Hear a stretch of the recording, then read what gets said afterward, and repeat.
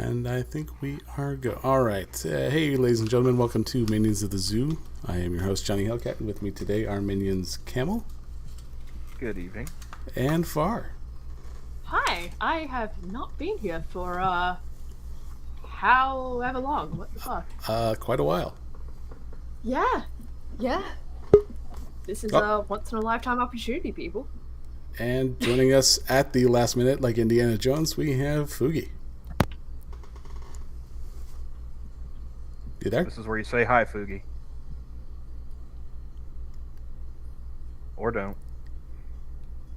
No, we see how it is.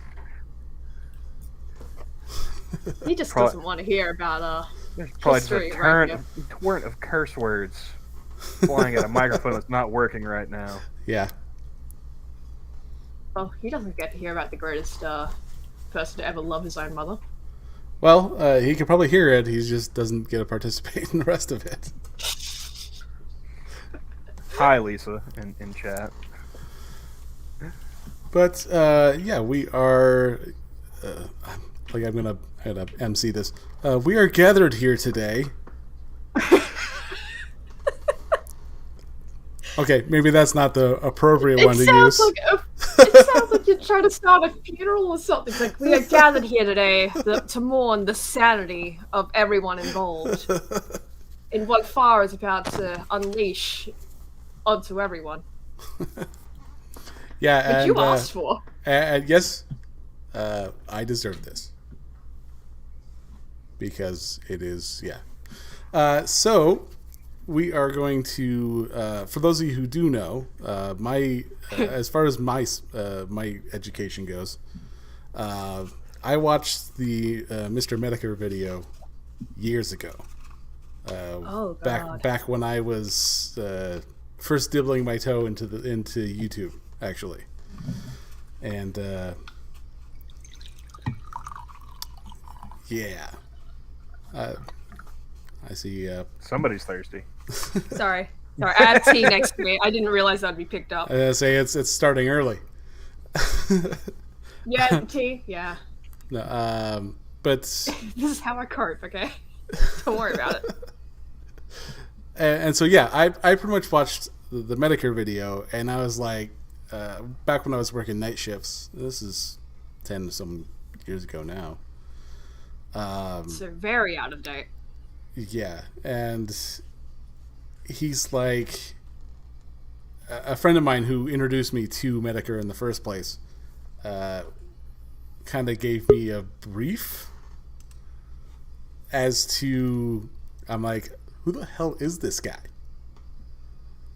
And speaking of who the hell is this guy, Foogie, can you communicate? Back to you, Johnny. Science point to no. But so yeah, I'm watching this, and I don't think he goes into like great detail, but it's pretty much like, look at this fucker and look what he did. And yeah, that sounds about right. And then sort of like, he didn't really dig really deep into it, but it kind of it definitely stems from that. Like, it definitely Yeah, I don't remember Medicare's video on the subject. I've always just been like I've heard it like on streams in passing. I have not stared into the abyss. What is the documentary up to? How many chapters now? Oh, I have it actually up in another tab because I dragged Polly through this, right? And he has not wanted to watch a couple of these. So I just, occasionally I'll DM him, right? It's like, hey, you want to watch something? Here we go. It's the parts we haven't watched. See, does Polly still fall for that? Because Johnny, he wised up after a while. I would send him DMs and like he stopped just looking at them. No, he still looks at him because it's only occasionally, right? And even then, it's just like he's watched so many of these. He kind of like can't say no at this point. You're too far in when you're like. I click on it. You've watched like 70 of these fucking things. It's up to part 73. I click on it and I scroll, and then I'm like, just easing my way down to like, how bad am I gonna react to this? Yeah. It depends on what part of the what part of the story it is, to be honest.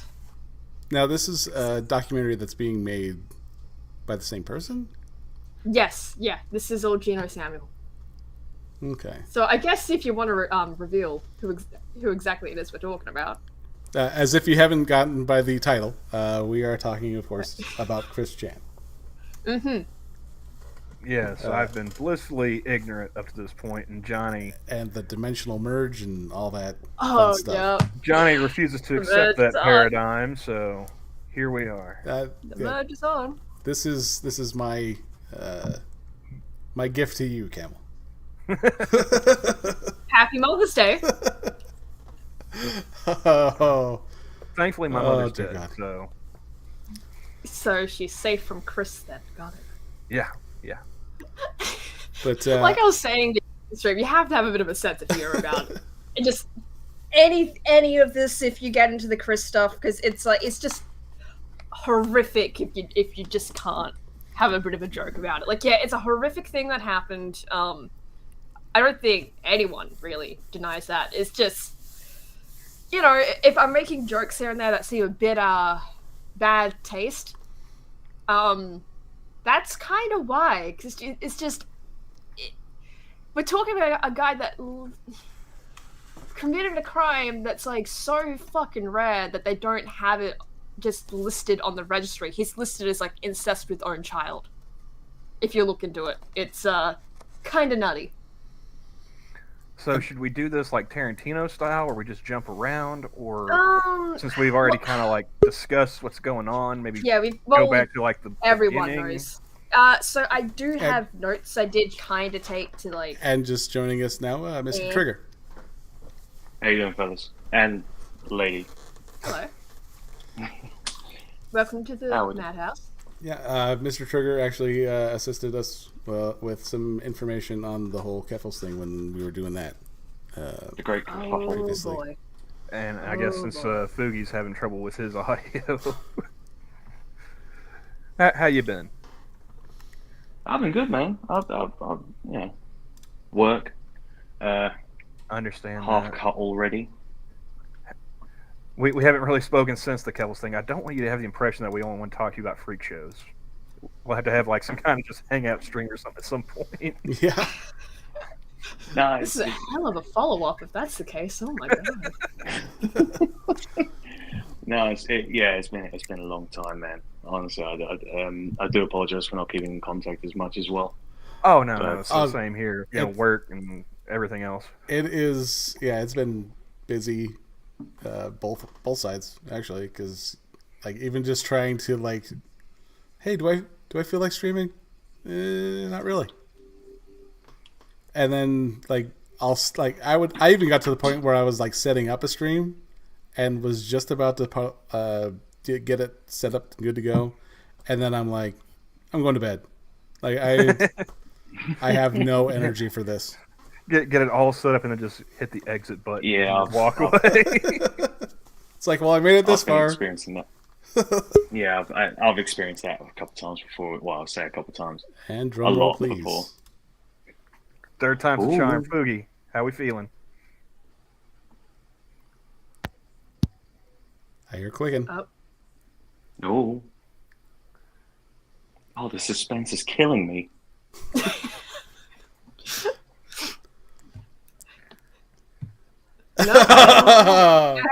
I bet you he is just going all sorts of Donald Duck right now, just swearing and throwing shit.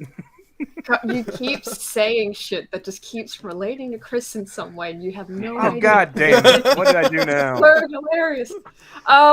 But we can get to that because I kind of do want to go through this in a bit of a chronological order. We don't have to completely keep chronological. It's one of the best ways to kind of I think that would probably be the best. Get a clear idea. Yeah, the best way to go about it. At least for his early years, because as with most people, right, you could tell a lot about a person about just from how they were raised, and no one demonstrates that as well as Chris.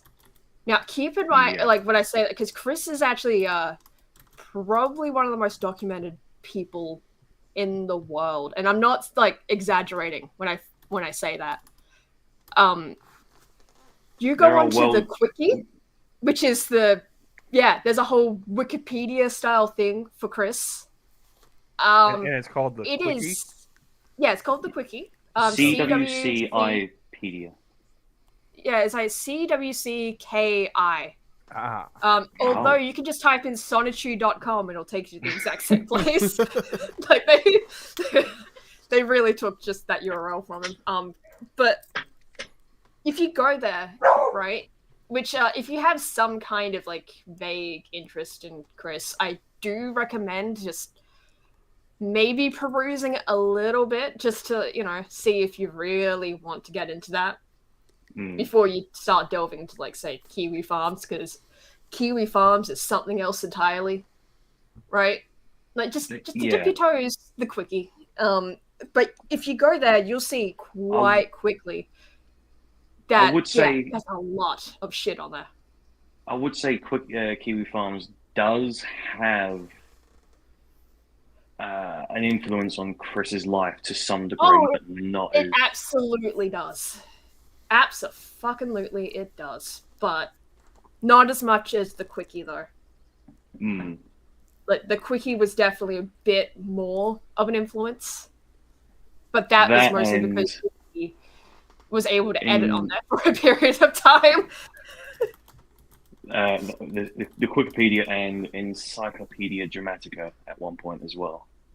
Oh god, fucking Encyclopedia Dramatica. Okay, we'll get to that one, but. So let's start from the beginning. February 24th. Hey, you know his birthday? 1982. Yeah. Christian Love Day. Yeah, Christian Love Day, everyone. Celebrate that on the 24th of February every year. Fuck Mexican Flag Day. It's Christian Love Day, bitches. I'm not even kidding. Oh god. Again, like there's so much stuff with Chris where it's like, again, you could make an accidental reference to something else entirely, and it ends up accidentally being a reference to Chris. It's fucking insane. See, anyway, you've already upset me because, like, that's the day before my birthday. Now I got to go through like the rest of the time. It's fine. Don't worry about it. Look, you want to know what the day before my birthday is? It's the Port Arthur Massacre. Don't worry about it. Horrible shit happens. Well, Happy birthday, bitch. Anyway, be like I've had a card some kids, and like I've had a couple of them where they're buying beer, and it's like, oh, your birthday's September 11th, 2001. Yeah, what a time to be alive. Enjoy that sixer, kid. Yeah, you're gonna need it. So, anyway, speaking of things you're gonna need to drink away, so talking about disasters. Yeah, interesting thing, Chris Chan, right? So he's actually had 3 names over the course of his life, like legal names. Keep that in mind because there's so many other names that he has gone by that are not legal, and I have a list of some of the funniest here, where it's just, oh my god, really, Chris. So, anyway, 3 legal. How many that are like self nicknames? A lot. Like I've taken note of just the ones I found funny. But there's a lot. I can say some of these after the 3 main ones, though, right? Yeah. So the first one is. So we all know that he was fucking crazy over going back in the golden age, I guess you could call, of Chris Chan shit. My name is Christian Weston Chandler. Yeah. Right? We all know that, right? Like a Tribe Called Quest, you gotta say the whole thing? Or yes. My name is Christian Weston Chandler. This is my Oh god, this is my Animal Crossing village. God. I'll get to that in a minute. Yeah. We'll get to that one. Yeah, we'll get to that one. But no, actually, at birth though, he wasn't Christian. He was Christopher Weston Chandler. So Christopher Weston Chandler, that's what he was born as. He got it changed to Christian Weston Chandler, and then now it stands as Christine because, yeah. Should we talk about why he changed his name from Christopher to Christian? Yes, that is this is one of my favorite things about Chris, and just by extension, his parents too, because something that becomes very apparent about Chris very early on in his life is just how inept his parents are at just raising an autistic child. Because children in general, yeah, because if you actually look at well, I guess this is an opportune time to bring up Bob and Barb, right? So yeah, I mean, Bob has 2 children from a previous marriage, and just to really just further in how much of a failure at life Chris is, one of them is an optometrist and one of them is just a doctor. I don't know what kind of doctor, I don't really care. Point is, one of them's a doctor. Both of them went to medical school. Yeah, both of them went to medical school, right? Like, so they're up there in, professional shit that they do. Bob has one child, Cole Smithy, who is a movie reviewer who has a claim to fame where he was pretty much the only reviewer to give Toy Story 3 a bad review. He has quotes such as, "Never met a meaner or more reprehensible Republican cur than Bob Chandler." He's very democratic, isn't he? I don't really know. Again, don't really care, but this is, a fucking quote of him not liking Bob. There's another occasion where he asks Chris to inform him when Bob dies so he can celebrate. Oh, God, yeah. And this is a quote that I just really think is just says a lot about Bob in particular, right? "You and I may be related, but our mother only loves you." That comes from a March 6th, 2007 email to Chris from Cole Smithy. So, yeah, we're on to a great start with the parents, right? Oh, don't forget, Barb and Bob cheated on their marriages at the time. They had an affair. Did they? Oh, I think they did. I think Bob had an affair with Barb, and the fruits of that. Yeah. Double check. Yeah, I don't really know, like, the details. Again, it's like... There was infidelity. Yeah, well, at least on Barb's part, because, like, Cole Smithy's parentage is so, like, up in the air. Like, it's more like, yeah, we think it's this guy, that's his dad, but Barb never would say a word about it, right? She claims, like, all the time it's this one guy, but it's very obviously not. It's just a whole fucking mess, right? It's your dad, James Dean or whatever. But no, it was that's a guy all we're that, gonna like, tell him. That's all you're gonna tell him. It was like a guy that she was married to, right? And like, but it's like highly suspect that that's even his dad. It's again whole shit show. But these are the parents of Christian Weston Chandler, right? It's the one of many messes. And yeah, there's so many messes. What's really amazing is the way I understood the Medicare video. This was a single parent household, which apparently it was not. No, well, yes and no. Yes and no. Like, that's the interesting part about it. I mean, again, we can get to that. So, yeah, that's Bob and Barb, right? Bob himself is kind of impressive. I don't particularly like him as an individual, but again, impressive, right? He had several patents to his name, including like something to do with like Kleenex tissues, like the way it was something. Like I forget exactly what it was, but he had a shit ton of patents to his name. Bob is less impressive, but again, she has a degree in Bob. Accounting. Yeah. She was a secretary. Like, that's... Yeah. But again, it all serves to just prove how much of a failure at life Chris is, right? Because then you look at all this, like... You look at all these relatives of Chris, like his half-siblings, his father, kind of his mother, but, whatever. Right? At least she can function somewhat at this point in life. You look at them all, and you're like, yeah, those are some people that have achieved things. Then there's Chris, who would love nothing more than just sit in his room surrounded by his Legos, and oh my Hang on, god. wait a minute. Hang on, whoa. He achieved one of the greatest things in anyone's lifetime, and that's create Sonichu. Oh god. Yeah, Sonichu is his top tier achievement. All right, that's his Foogie. magnum opus. Another.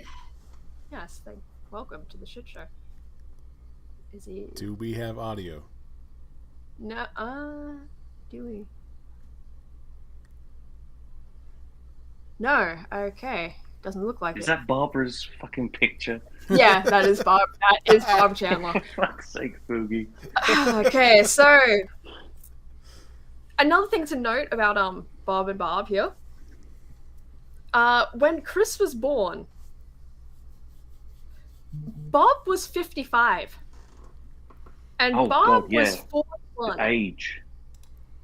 I don't know if you know a lot about biology in this sense, right? But the older you are when you have a child, the more likely that child is going to have some issues. Like it's not always as it's Tom not Pop always a thing, but as Tom Papa says it, they're old sperm kids. Yeah, and I have heard Monkey's blue gumball theory. Yeah. And it's just one of those facts of life, right? Like the older you are, the more likely it is. It's not always the case, but it's just you're lucky as hell when it doesn't happen. Exactly, and it's like hell. It can even happen when it's like you're like the man is like older and the woman is like in her 20s. You know, like it is still a possibility, right? Not as much of a possibility, but still a possibility. Like it's just if one of them is old, that's the point. And in this case, we had two old people decide to have a child together. Two people that are, well, if the way their family treats them is any indication, they're not exactly the greatest of individuals. And this kid has autism. So you can see like the recipe for disaster here, right? Especially with the ages and when they probably grew up. Autism wasn't really a thing or understood very well. It's just, oh, he's mentally deficient. What do? Yeah. So, yeah. Bear in mind, like, Bob and Barb, their impression of like what would be like a special needs school would be something to that comparative to a mental institution. Asylum. That's what they would be thinking. And that would be their greatest fear for their son to go to, when in reality that could have been like probably the best place. That would have been the best thing. That would have been the best thing that ever happened to Chris if he went to an actual institution. Which he didn't. So some aliases that he has. So of course he called himself Chris Chan, right? Like that's something interesting I find with Chris. Like that's not a moniker that people have given him. That's something he calls himself. Quick, little C, Ricardo, because he did Spanish, right? And you had in this class a lot of people gave themselves like a Spanish name, right? Like some kind of like alias to go by. And he chose Ricardo, and you can see that pop up in some of his school documents where he writes like Ricardo West Chandler. He'll write in his Spanish homework, and in his English, he'll write Ricardo, and it's like... Yeah, and then he'll start randomly like writing in Spanish too, like really shit Spanish apparently. Like I don't really know Spanish that well, but apparently it's really garbage Spanish. And he's writing on it in like an English class. It's fucking like Chris. Again, like it would have been the best thing for him if he got sent to an actual place that could deal with autistic children. Like honestly, instead we get this. To step in and say no. Yeah, but no one did that, and here we are. Stephanie Bustcakes, which I think sorry, that came what? from his prostitution phase. Which I'm sorry, he what? had a couple of Stephanie those. Bust Cakes. Well, Yeah, Stephanie this is Buttcakes. the name that he gave himself. Yeah. Yeah. Jesus Um, Christ. No. Back up to prostitution phase. Oh God. Yeah, so there was a couple of times he went like, I gotta make money or like whatever, and plus it's combined with his So I guess another thing about Chris that you have to keep in mind is that he a big part of just what makes him at this stage, like at the stage of life where people actually found him, was that he was really obsessed with being a virgin with rage. So Being a virgin. prostitution phase. Virgin of Sang a Rage. song about it. Virgin with rage. Uh-huh. So Okay. it His comes music through a career. yeah, oh god, right, yeah, all that. But so it comes in two parts, the prostitution shit, right? So one part is like, I'm a virgin with rage and I want to lose my virginity, and the other part is making money. So yeah, welcome to Stephanie Buscakes. Legendary Christorian, which that is his account name on Kiwi Farms. Which he made an account on Kiwi Farms. Didn't go very far before that stopped being used. But you know, the fact he called himself Legendary Christorian, that's hilarious. Jeez, Chris. Yeah, we have Junior Jenkins, which was a troll persona he tried to take on for a while there. And if you've ever seen the official picture that he basically took showing himself off as Junior Jenkins, God, it's fucking hilarious. It's him going into like a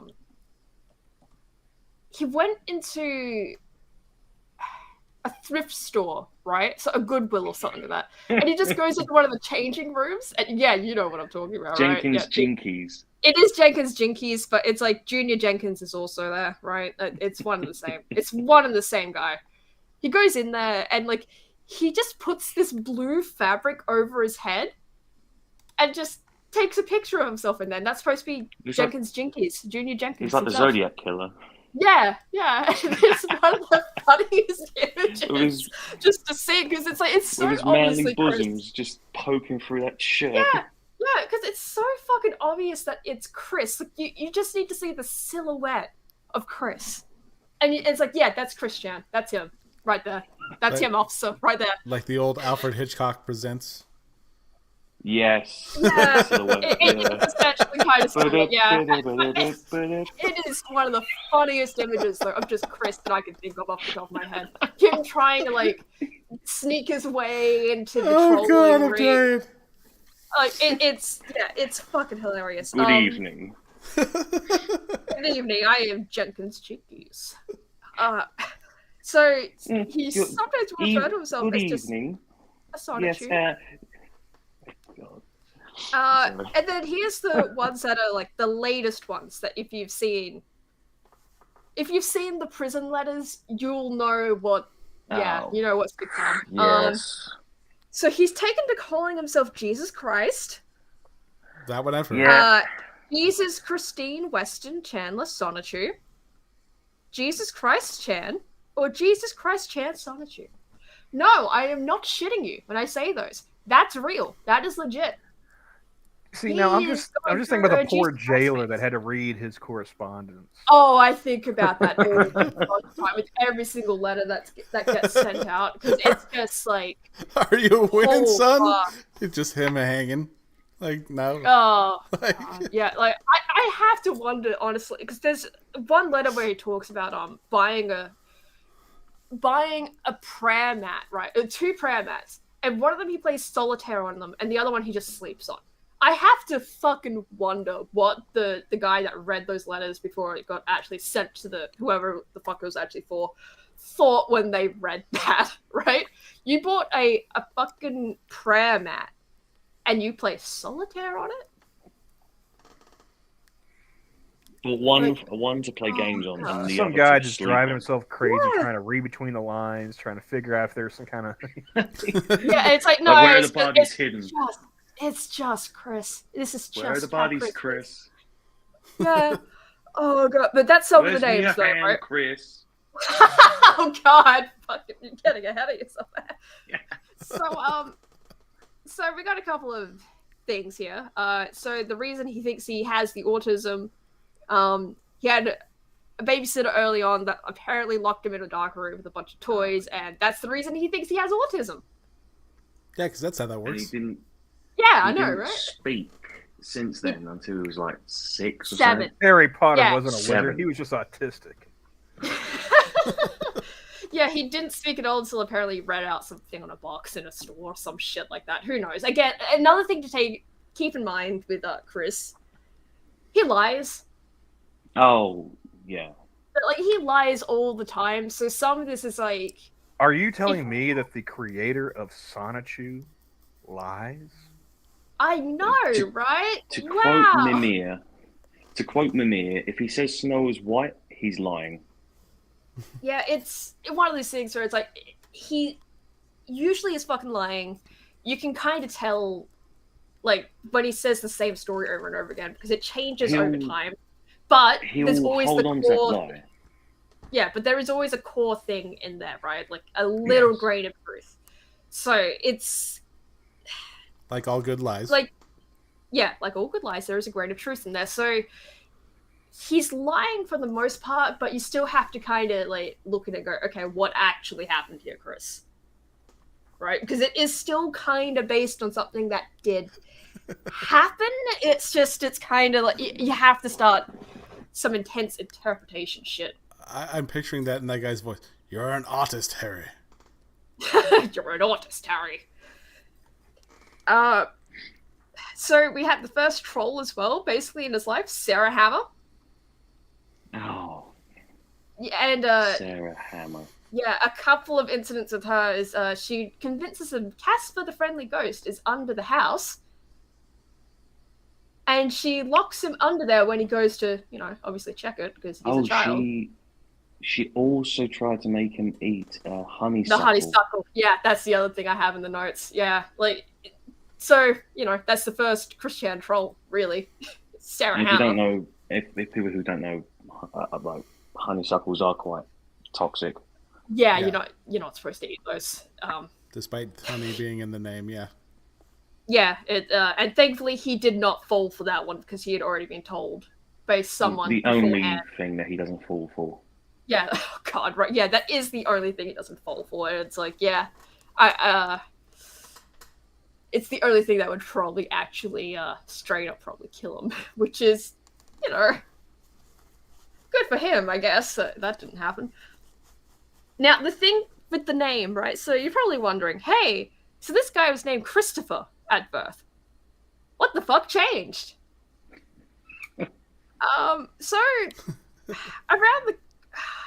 So around 1992, right? So he's about 10 years old. Chris and Bob are walking around a mall around December time, right? And in this mall, there is this bear conductor, right? With his little like animatronic orchestra. They go Pretty Fazbear. yeah, not. Well, I mean, you can think of it as Freddy Fazbear, but it's not. Not really that.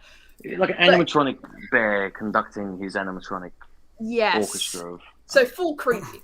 But there's a man. And to give it a timeline, 92 was when the LA riots had happened. Lovely. Oh. So there's not really many people in this mall, and like Chris is the only one that's like the only child that's really approached this bear conductor. So by the way, there's a man behind the bear that has a microphone that connects to that and like talks through the bear. Yes. So Chris is getting full attention from the bear conductor, right?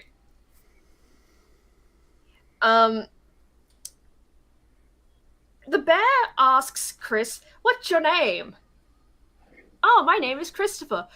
The guy running the bear conductor mishears this as Christian and starts calling Chris Christian.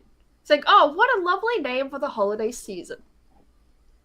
This convinces Chris and his father that Chris should go and change his name from Christopher to Christian. I am not kidding you when I say this. This is the actual incident. His father? Yes. Because his father wanted to call him Christian, but then changed it to Christopher, and then now changes it back to Christian. Because the so magic here's the told him interesting. Yes, because which is where if you've ever seen this around, like the Father, the Son, and the Bear Conductor. Yeah. Because yeah, and the God Bear. And this man is a doctor? No, his children are doctors. Bob's children are doctors. Bob is just a very smart man, which is just extra hilarious. Where it's like, dude, what the fuck? So he dated down. He's book smart, is what we're saying. He's not street smart. Yes. No. The interesting thing about the Bear Conductor incident, though, right? This isn't just a thing that Chris told people about, right? This is something where you can go and look up an article written about this in a local newspaper to where that Chris lived. I forget if it was a Ruckersville or Charlottesville newspaper, but you can look it up in a newspaper where someone wrote down like a story about Chris having his name changed because of the Bear Conductor. And that is also where you have the quote of Bob saying, yeah, I originally wanted to call him Christian when he was born, but I chickened out. And that is an actual quote from Bob, that he chickened out. No one knows why he chickened out. It's not elaborated on. He just apparently chickened out of calling Chris Christian at birth. So this is all in an article. But independent of Chris and his family. Everyone knows you get stock advice from Chuck E. Cheese. That's a whole different thing. But I just love the Bear Conductor incident because it's like, it's just such a Chris thing to happen, right? Like you look at this and you're like, this is fucking insane. And then you look at the rest of just Christery, as it's called, right? And you're like, oh, this is just the beginning. This isn't even the fucking craziest thing that ever happened to Chris in his life. It's just a sliver. Chris is he's a few years older than me, but around the same age. Want to change my name as well. My parents said no. Yeah. Shut up and eat your vegetables. Your name is your name. Deal with it. Yeah, as most parents would, to be honest. Yeah. Like, they would be, especially in the 90s. Like, that's the fucking crazy bit, right? I believe, nowadays, I believe my mom's words be a were... bit more. I believe my mom's exact words were, grow up dipshit. That's literally what my dad said to me. He's like, no, shut up and eat your vegetables. Because it was like around dinner time. But another thing that this incident also just demonstrates, right, is so we're all amazed that Chris's parents decided, oh yeah, you're Christian now, that's cool. We'll just go and legally change your name right the fuck now to Christian Weston Chandler instead of Christopher Weston Chandler. It really kind of demonstrates just how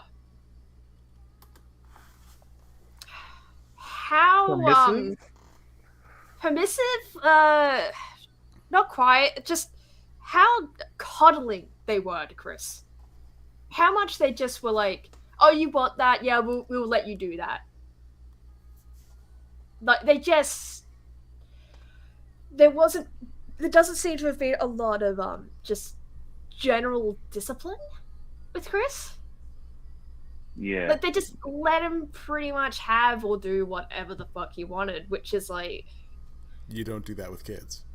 You can't do that with kids, especially with autistic kids. Like, it's just... Like it's coddling and spoiling as well. Yes, intense fucking spoiling. My youngest is autistic, to the point where I will say something sarcastic to him, and he takes it very literally.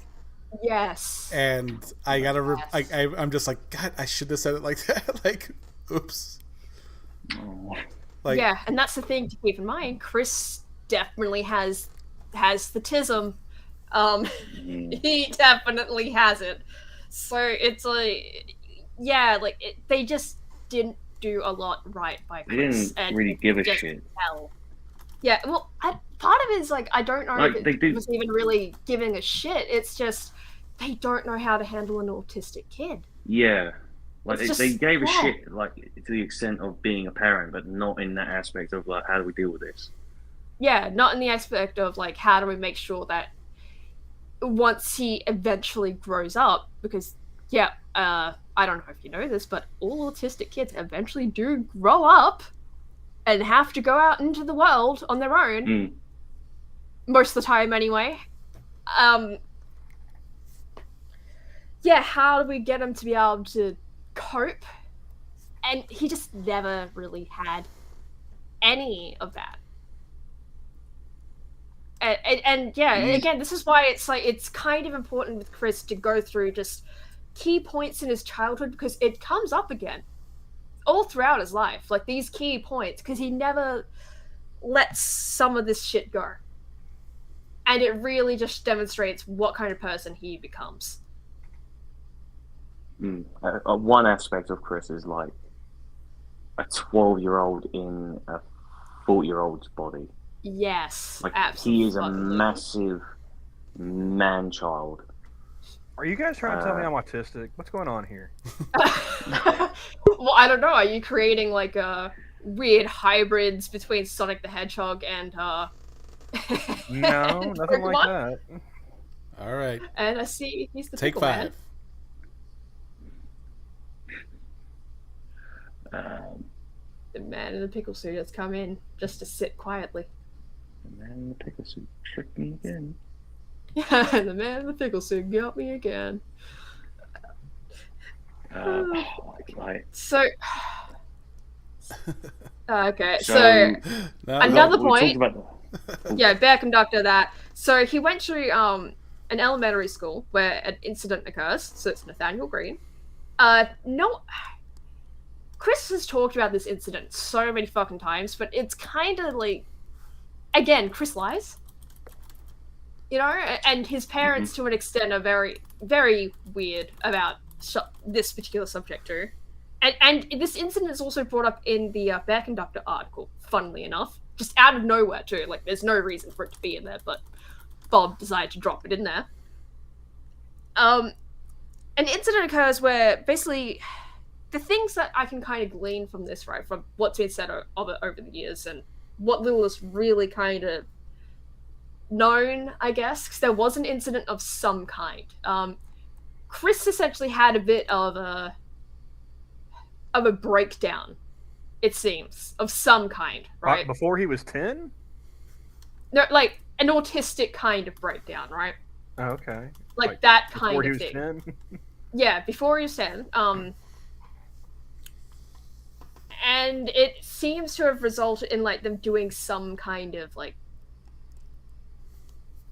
I don't really know what, but he says a lot. It's like, oh, they held me down on the ground and this, that, and the other, and like, it sounds like they kind of did some like general autism practices that is not that uncommon to see in the 90s or even now necessarily. Like, if there's some extreme cases now, you'll definitely see like the same kind of restraints going on.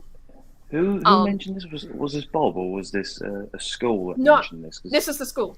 Like, this was the school, right? Yes. Yeah, this happened at the school. And they moved him from that school to... Yeah, because of this incident, like, there's a few other things in there that he mentions, like being taken to the principal's office and sitting on his lap and being told a bunch of homosexual things. I'm not kidding. That is, that's one of those things, again, like, Chris lies. Right? Like, what the fuck? But that might have also been a thing that his parents told him happened. So, see what I mean by, like, it's not really clear what happened here, but something happened. Because he was pulled out of the school, homeschooled for about a year. Bear conductor incident happens at some point, and Bob just drops that little nugget in there of like, the Nathaniel Green school system wasn't good for Chris, so now he's moved to a like blah blah blah blah blah. Like, seriously, it's out of fucking nowhere. If you ever read the article, it's like, what the fuck, Bob? Bob is sounding like the villain to me in this story so far. Oh, no one's a good guy in this. No one, like, no I one... guess that should be a thing I say, right? When it comes to Chris Chad, there are no real heroes. It's really just villains. It is a story of villains. And then he gets Everyone moved to loses. No one gets the good ending. Yeah, pretty much. especially Bob. No one gets a good ending. But so they Even the homeschool dog. him for a year. Oh, no, not even the fucking dogs. So he gets homeschooled Wait, for a year, but Do I sent to want to another know what school. happened to the dogs? We'll get to the dogs. Yeah.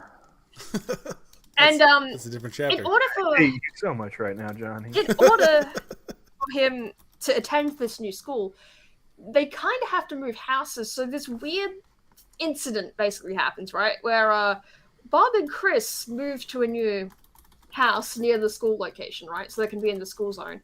And Bob stays back at the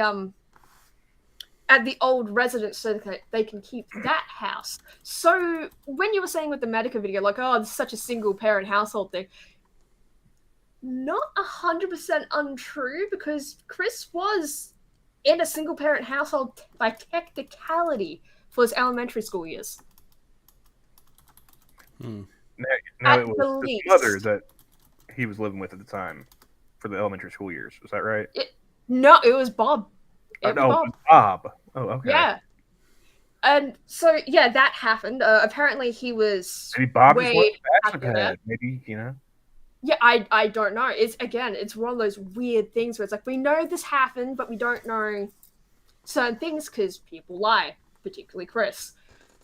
So, yeah, that happens.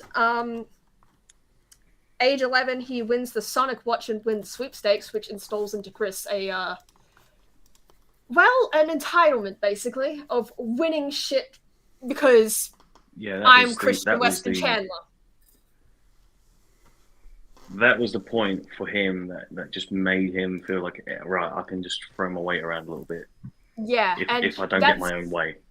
And that is another one where so there is also news media that proves that he did win that, because there is an interview of a young Christian Weston Chandler being like, oh yeah, I just, watch Sonic every day and I wrote the things in and I won. And it's so sad to see. It is so fucking sad to see, like, this young Chris Chan, right? Just untainted by literally everything. And, oh god, but yeah, that exists. So we can move on now, right, to his high school, right? Because this is the other part that defines him. So he had a bunch of gal pals, right? And that's what he actually refers to them as, the gal pals. Gal pals. Yeah, the gal pals. And no one is really quite sure what the fuck their deal is. Because it was already shown early on, like, in, I guess, the prototype gal pal, this one girl that hung out with Chris at the bus stop, right? He was giving her money that Bob would give Chris to give to her, right? And it was very kind of obvious that, like, Bob was paying this girl to hang around Chris. Which is, like, good intentions and all, but, like, oh, Jesus Christ, why? What the fuck, man? Yeah. Because if anything, that probably would have fed into his ego of... Exactly. That's what I mean, but, like, good intentions, but what the fuck, Bob? So... Where did that young lady end up in life, I wonder? No idea, but when I say prototype gal pal, like, it didn't really last too long from what I understand. But then he, like, gets into high school proper, right? And he has his actual official gal pals that, like, yeah, like that. Imagine, like, the high school version of, like, the Golden Girls, just like... Yeah, right. And, Thank you for being a friend. So... Well, that's just the mental imagery, the gal pal of yeah. Again, this is a criticism, right? Like, he's the one calling them gal pals, and a lot of these terms that, like, you might hear, they're criticisms, which is why they probably sound really fucking odd, because it's Chris coming up with. Were these the same gal pals that were invited over to his house for his birthday party? Yes, he had, like, exact same cum one. stain on his jeans. Yeah, the suspicious stain on the front of his jeans. Yeah, but these ones are like the gal pals are a bit like, no one really knows what their deal really is, because it's kind of like, well, if Bob was willing to pay that one girl to hang out with Chris at just the bus stop, why would he stop there? Because he had money. Like, he did once he dies, he did leave them money, right? So it's not like they were like. It's not exactly like they weren't well off or something like that, like they had they had money to spare, especially being at that age where they're basically either retired or almost at retirement. So no one really knows if the gal pals were actually paid to hang out with them, or if there was some kind of deal with the school about it. But it is a kind of a suspicion that they might have been. And I kind of suspect that too, just because it's like... when you look at the pictures of these girls... I don't know. I think it's borderline prostitution. I think it's more like... prostitution. I think it's like more like host club without the club part. If you know what that is. But I kind of suspect that they were being... club board escorting to me. Thank you very much. Yeah. No, but I suspect personally, looking at this, that like something was going on there. Because if you look at the pictures of these girls, it's like, well, they don't look like the kinds of people that would just be hanging around Chris because they liked Chris, right? Because even in high school, Chris was insufferable. I think there was a few interviews with some of the gal pals. I need photographic evidence here. I need, visual aid. Oh, there's plenty. There's plenty of photographs of them. But I think I remember. I don't want to sell in my search history. Somebody else pull it up. All right, VPN, here we go. If I remember, one of the gal pals said something along the lines of, "Yeah, he kind of hung out with us because we provide like a motherly figure or something like that." Yeah, that one. Something to I know that the effect. interview. I know the interview you're talking about, and it's some of the interviews that you'll see with the gal pals later in life, right? No one's actually really sure if that was actually them themselves or someone pretending to be them, which is a common theme with with Chris. So, like, you're not really sure, especially females in Chris's life. You're not really sure if they are legit or someone just pretending to be a girl that's interested in Chris, or a gal pal or someone in the past, because you have that like with a few of them. Yeah, but Vanessa Hudgens was Vanessa Hudgens was legit, though. She was the legit one. Let's be honest here. She was the only legit one.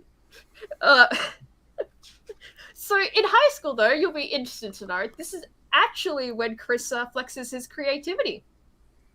With Bionic the Hedgehog. The first Sonitude.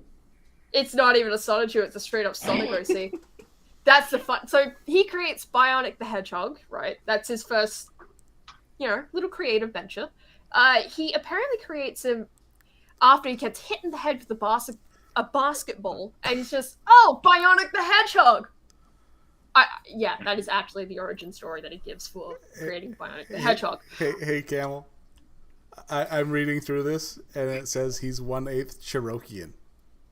Oh, yeah, we haven't even gotten to that shit. Hang on. Hold up on that. Hold up. Okay.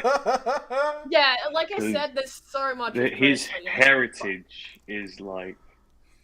Oh, my God. You can't see me holding the bridge of my nose right King now. Cobra I'm holding the JFS bridge of my nose right now. We'll get to the ancient prophecy. Don't worry about that. So Chris Bionic the Hedgehog, and then... So he has a project where, like, he has to create basically a mixtape on a CD, right?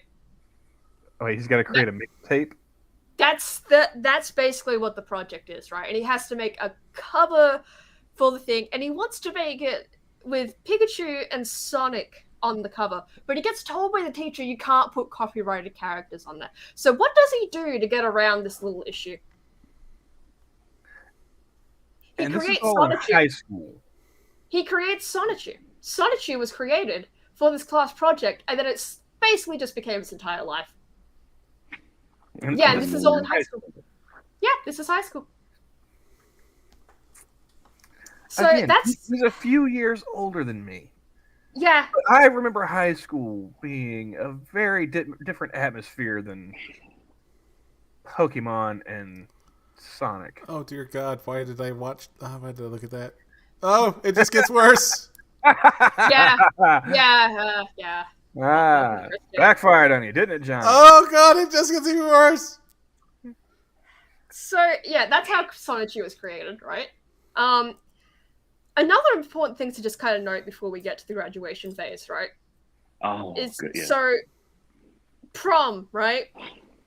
He takes Barb to prom. And we call this in the industry foreshadowing. Yeah, this is the insane thing with Chris, right? You look at all of you look at Chris, right? You look at his history, and there is so much fucking foreshadowing that you're like, if this was like a piece of like, if this was fabricated, right? If this was just someone writing a story about a really sad man that eventually does horrific things to his own mother, people would be complaining about how heavy-handed the foreshadowing would be. But no, this is real. He took Bob to prom. Whether it was as his like chaperone or whatever the fuck, I'm not really sure if that's confirmed. Imagine but like one of those like is, 1970s like powder blue tuxedos. Yeah, just point is like he took Bob to prom. So yeah, that's just the last thing to note. So we reached graduation, right? He basically stormed off the stage at graduation because he thought he deserved an art award and recognition for his autism. If you look at his art during that time as well, it wasn't of anything to note of. Yeah, it really wasn't. It's like, it's the kind of scribbles you'd look at a child drawing, right? Yeah. And you'd be like, oh, that's so great. You should keep at it, man. Like, yeah, that's cool. He did have a paper mache Sonic thing. Yeah, the Sonitude totem pole, which is horrifying if you've ever seen the picture of that.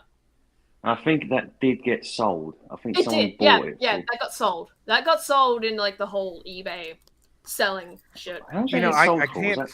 There's one thing I can't shit on Chris Chan for would be his art, because I barely can draw stick figures. Oh, I can absolutely shit on his art for him. Don't worry. Yes, you can. You can absolutely. But like the kid who drew the avatar I'm using right now is head and shoulders above anything I'll ever do. So he's just as creative as Hannibal Lecter. Yeah. Is this the? I will show here. Oh. Yes, that's it. Yes. Yeah, that is the. Yep, that's the Sonic. I think it's the. Doesn't that just scream? End my suffering. Right, and someone bought that for like $1,000 or some shit. Like, oh God. Yeah, Chris.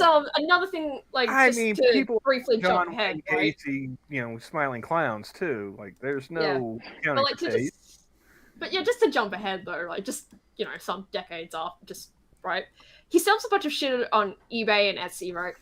And the eBay stuff, it's always stuff that's like from his life. So stuff like the Sonic Totem, like just shit around the house, like stuff like that, right? He always seems to put it up at like, I don't think I've ever seen him put up something that was below $100. Like he always just. He's very greedy. Right. Yeah. Oh, absolutely. He is just 100% greedy. Another aspect of Chris. He's very, very. Because of his spoiled nature in the past, like he craves like that money. Yeah, and his default prices seem to be about $100, $500, and then $1,000. But that's the three defaults you'll usually see. And out of those three, it's usually maybe $100 or $1,000. Just to give a bit of a palate cleanser, we will show this real quick. An actual totem pole. Yeah. See, that's what it's supposed to look like, Chris. What the fuck? But yeah, like again, that's jumping ahead a bit, though, right? Like but yeah, keep in mind that was made in high school and that was sold decades later for I think $1,000. So he's technically an artist because he got his artwork sold. He has sold artwork. All he needs to do now is chop his ear off, and I don't know. Yeah. I drink some absinthe. I don't fucking know, but.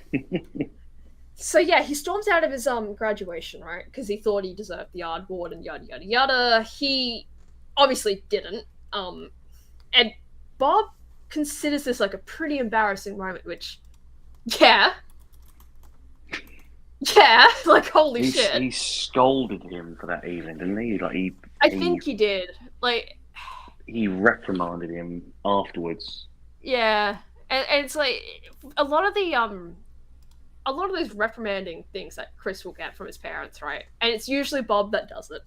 Yes. You only really see it once he's like older, like not a kid anymore, but older, right? And by that point, it's kind of like a bit too late, Bob. Come on, man. You should have done that when he was a kid.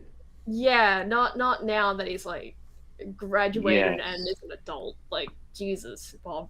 Like, see, yeah. So after this, he goes to Piedmont Virginity Community College, PVCC. Those Piedmont initials do Virginity? come back. Virginia. Oh, So yeah, Virginia. Okay. yeah, I understand though, because And don't forget- he is obsessed with virginity.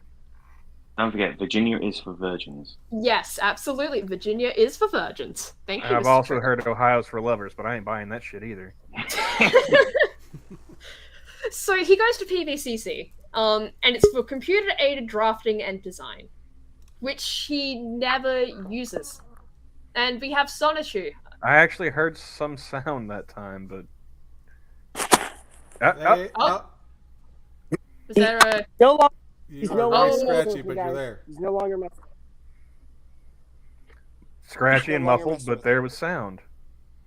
I love the picture, by the way. I gotta say. Oh, God. Those are some big ass nipples. Yeah. This is Oh, what he's you got get pepperoni for nipples. not buying Fanta. And Oh, They're- God. Did he say Fanta? You just. He bought the Yeah. You're spoiling it! I'm so That's- okay. Reel it in. Reel it in. is it just me, or are they also off center, or is that just the way he's standing? What's going on here? Oh, It's Chris, anything is possible. So, I mean, we haven't talked about his duck yet, but let's move on. yeah, I don't even want to talk about that in depth, but I guess we kind of do have to bring that up, don't we? Unfortunately. I mean, we're gonna have to We'll get because he there. manages to use it at one point. or another. God. So yeah, so he's there for he's at college for computer aided drafting and design, so CAD. He never uses this degree ever. No. He doesn't even. There's a point where like, so when the trolls like start interacting with him, right, and they start asking him shit. Like there comes a point where they're like asking him like, "What qualifications do you have, man?" And he mentions the CAD, right? And they're like, "Oh yeah, what kind of jobs can you get with CAD?" And he just responds with like, "I don't know," or something to that effect. Like he doesn't even know what kind of jobs he could get with the degree he has. And it's a decent degree to have. Yeah, it is. Like, absolutely. Like, that is a degree that you could apply to so many different fields. And he just doesn't know what to do with this. It's really kind of bizarre. But at the same time, it's design Chris. like a Sonichu building. If he really... Well, that's the wanted funny to. thing. He most likely did use his degree at some point for Sonichu shit. Like, if you've seen, like, the way he maps out buildings in the comics sometimes, right? Or at least earlier on. I don't... Like, you can yeah. kind of see, like, some of the aspects of CAD So there being are, applied. So there are comics. Oh, there's comics. There's a comic. Oh, there are yeah. comics, my friend. There are some comics. So some other notable things. So that his time at PVCC, right? I say the CAD thing, but that's not the most important thing, Chris related, that happened at his time at this institution. Not by a fucking long shot. So this is where he starts the Sonichu News Dash, which is his newsletter, which is just basically telling everyone what is going on with Chris and his life. Because he just thinks he's that important of a person. But even this, the Sonichu News Dash, is not as important as the beginning of his love quest. Oh, here we go. Captain's log. If it has anything to do with the pictures I saw from sonichu.org or com, yeah, I don't. I So he- love the Oh, the fucking The- love the- quest is... love signs. Yeah, I did actually go and track down one of these signs. Is Right. this the girl or girlfriend? Boyfriend free girl. Yeah, Can't that's her. smoke. Can't be black. See, Yes. I tried explaining to a coworker of mine what we were going to be doing on the stream a few days ago, and that was one of the few highlights I could hit. Because the obvious first question they had was, "What's a Chris Chan?" Okay, so It's better than what I had to say to my IRL buddies. I mentioned, oh yeah, Chris Chan, and he's like, what's he do? And I was like, he fucked his mother. Well, see, I left that one for like the end, you know, kind of like yeah, You you have know, to like kind of over the shoulder, kind of like muffled as I walked away. That mean Joe Green. Like, oh well, he Just don't show created, your power level just yet. He created That's this actually- thing called Oh, that's the Sonitude. one. Yeah, that's... Yeah, That so worked. this is the classic sign. All right, so with his love quest, right, he has these things called attraction signs, right? This is as far as I'm aware, either the original or one of the originals, right? He would post this up around campus, and to combat that infinitely high boyfriend factor. And by the way, he thought he had a condition called noviophobia, which is a fear that a girl already has a boyfriend. Noviophobia. Wow. I did write down what this sign says because it's actually kind of really hard to see. Oh, his handwriting is terrible. Oh, his handwriting is atrocious. But hilariously, Mind your it own seems to have gotten business. better. It seems to have gotten better if in prison, if you've ever looked at the prison letters. So, Well, yeah, plenty of time for penmanship and you right.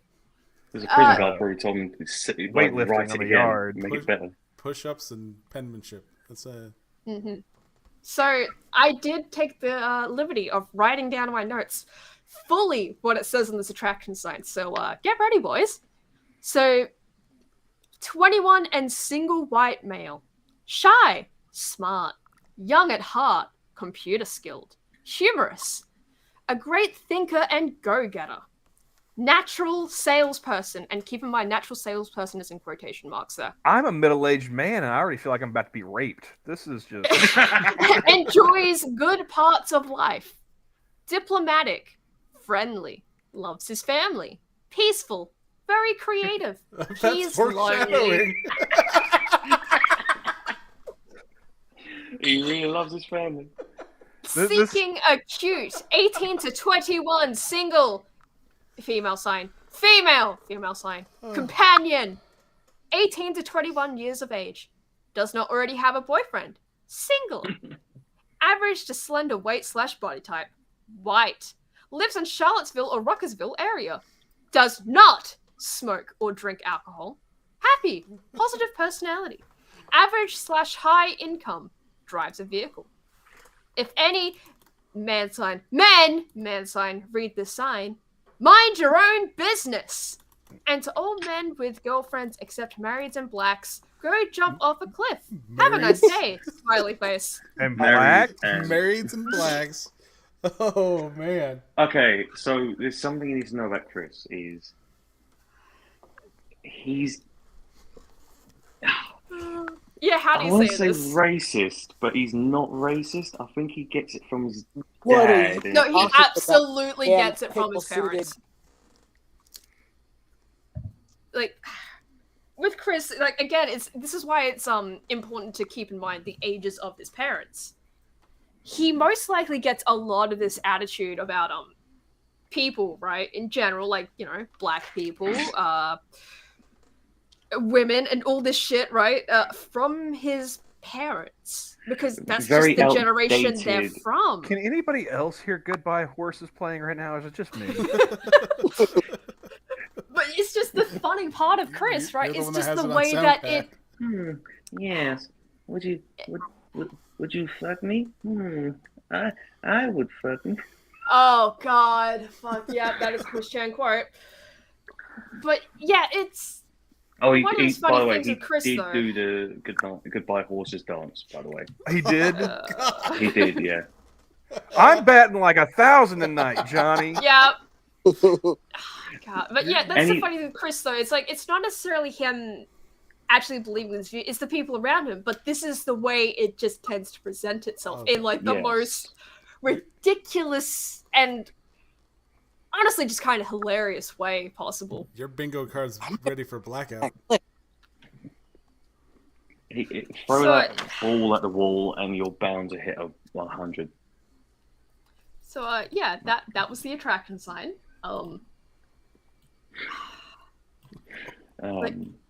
So again, there is more though, like to. And I think he took that like around the mall too. He did. Like it wasn't just around PVCC because he had a few places he would haunt, for a better term, to be honest. Well, it's kind of appropriate. It's kind of appropriate. So it would be PVCC, and then he would just go around the mall with these signs, right? And just hoping that a woman would come up to him and be like, "Hey, Chris, I'm really interested in you. I love your attraction sign. What's this about Sonichu?" Because keep in mind, I don't know if you noticed it on the attraction sign, but he drew a Sonichu hat on it. So, Can I mention one of his other methods of trying to attract a woman? Yeah, well, those, but like that's the main one, right? I think he put an attraction sign or like something on like a string and would like pull it along. Yeah, it'd be like a red string because he watched some anime that like had the red string of fate in it. Yeah, like I don't. So there's a thing in like women are gonna come along like James Wood just to be like, "Ooh, piece of candy." So there's a thing in like I forget if this is like Asian like cultures in general or Japanese specifically. I think it might be like Chinese, Korean as well. Anime. No, but it wasn't anime he grabbed it from. But like that's like in Japanese culture there is a kind of like this idea of the red string of fate, right? Where it's like you have a little red string tied around your finger and it connects to another person. That's like, oh look, that's your soulmate. Basically, that's just I'm oversimplifying it a little bit, but that's essentially the thing to take away from the red string of fate. Chris saw an anime where it happened to have the red string of fate in there somewhere. And so he took this quite literally, where he would have like the attraction sign tied to a red string and he'd like pull it across the ground. Yeah, because that's what every man wants, is a woman with the attention span of a cat. Yeah, it's Chris, right? Like he sees something, he implements it in the most either hilarious or horrifying way possible. He's very impressionable. He is. Again, and that's why you see on the sign like blacks and marrieds need not apply. You know, because he just absorbs everything like around him. So, well, could you imagine like maybe he missed out on his soulmate because it was a black chick that read it and like got all the way down to the end. It's like, oh, okay. According to TV tropes, it may have been Yu Yu Hakusho. Possibly. Again, that's really the only one that has the time frame about. I'm not really. This is like 2000s. Yeah, so, he is a big weeaboo. Yeah, he's honestly not the biggest like anime watcher. He watches some anime, right? Where you're like, really, Chris? Like, you're watching that? Like Sailor Moon. He fucking watched the shit out of Sailor Moon. Oh yeah, he bases. I remember some of his characters on that. Yeah, but it's you gotta like get through Sailor Moon to get to Dragon Ball Z. That's totally understandable. But but it's just like Sailor Moon comes up a hell of a lot more than Dragon Ball Z with Chris. Like it's just, I don't think it's weird. It is weird. I'm just playing devil's advocate for comedic effect right now, Far. Don't take anything I say seriously in this. No, like, it's the thing with Chris. Like, you could say something, and it's like, that's kind of applicable to him because he has had at least some form of interaction with that at some point. Yeah, it's just weird what he picks up and what he doesn't. Like, he picks up Sailor Moon, but he doesn't really pick up Dragon Ball Z except for one particular thing, which I want to kind of get into. Did he have a sign that said no piccolos allowed? No, it's even funnier than that. So Mary Lee Walsh. If anyone has ever heard this name, you know what's about to go down. So Mary Lee Walsh is the oh god, what exactly was she? She was high She was up. the dean. Yeah, she was the dean. Right? Yeah, she was the fucking dean. I should have written that down. But she was the dean of PVCC, right? And she notices these attraction signs around the campus. So she, obviously takes them down because it's soliciting. And she basically tells Chris and just, this is not how you get a girlfriend now or ever. That's essentially what she tells him, right? They end up having like all these like meetings. They send emails back and forth. Like one of them in particular, Chris is like, "Yeah, if we don't do this, my oh god, what the fuck was it? It was my respect points for you will raise significantly from what they are now." And like, fucking just Christian. But you're like, what the fuck, Chris? Like, that's not gonna work. That's never gonna work. Just like your fucking attraction signs. Oh my god! I just remembered something. We were talking about Dragon Ball Z, and it's like he didn't really enjoy that. But then no, that's what I'm getting to, right? Yeah. So this all kind of culminates into a meeting they have. A meeting they have in Mary Lee Walsh's office, right? And it results in Chris deciding in his infinite wisdom, right? He's going to curse Mary Lee Walsh, right? So How does he decide to curse her? Bomb? So he decides to curse her by doing the same move that you see in Dragon Ball Z. But instead of saying Kamehameha, he says, "Curse ye Hameha." So imagine this autistic, just man-child, right? In your fucking office, and he's like outstretched his arms, and he is screaming at you, "Curse ye Hameha." How the fuck do you think this is gonna end for Chris? He gets expelled. Get the fuck out of He gets expelled for like a year, like really suspended, but they write as expelled on the wiki. So he basically just gets a year suspension from campus. He's not allowed on there. He still obtains an associate's degree for that day. Oh god, right? But he obtains his associate's degree, but like it's in May 2006. It took him way longer to get this thing than it really should have.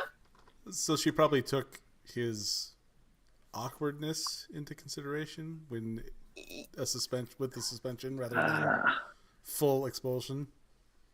Yeah, I would guess she's like something's off with this guy. I can't really do this, but I think this is also where one of the psychobals for Chris comes from too. Like this particular incident, because I think because there's a couple of them that we have the documents for, right? Which I know. Why do we have the documents for this? Because people get really weird about Chris and digging into his life. That's why. Because it's autism squared.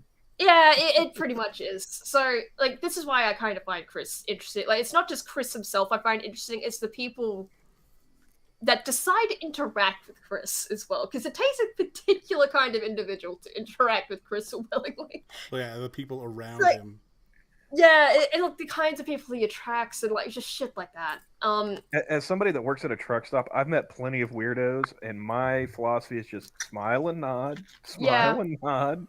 You know, take 2 steps to the left, smile, nod. Just yeah, but so, and this is another example of like Chris doing something really fucking stupid, right? And him getting off relatively lightly. Like, imagine if it was you in that fucking office. Like, just go and curse a ha at the fucking dean. That would be, for most people, probably, he'd probably be fucking expelled for that shit, right? But because Chris has autism, he has that little autism card. He just gets a suspension. Well, it's not like we could be like, be patient with me, I'm native. Like, we can't do that. Well, yeah, especially since Chris probably actually doesn't even have that 1/8 Cherokee to begin with. But that's a whole other matter entirely. Or as bear in mind the fact that he kind of gets treated differently compounds on that entitlement as well. It does. It truly does. So, like, it's just this vicious cycle, basically, with Chris, of he does something really fucking stupid. He gets somewhat in trouble, but not really. And he's like, oh, yeah, I'm the best. And repeat and repeat and repeat. And And then you get to take a picture with Monica Rial, like history's made. Yeah, exactly. So well, that explains a lot. Yeah, so Mary Lee Walsh happens, right? That whole thing. And he never really truly lets Mary Lee Walsh or that incident go. Like, he tries in the future to kind of, like, apologize, kind of, to Mary Lee Walsh, but it's such a Chris apology that it's like, dude, you're not really apologizing. You're just trying to be like, oh, I understand that you didn't really mean to be all evil and a bitch. Like, it's on that level, basically. And again, it's the most Chris way of fucking apologizing ever.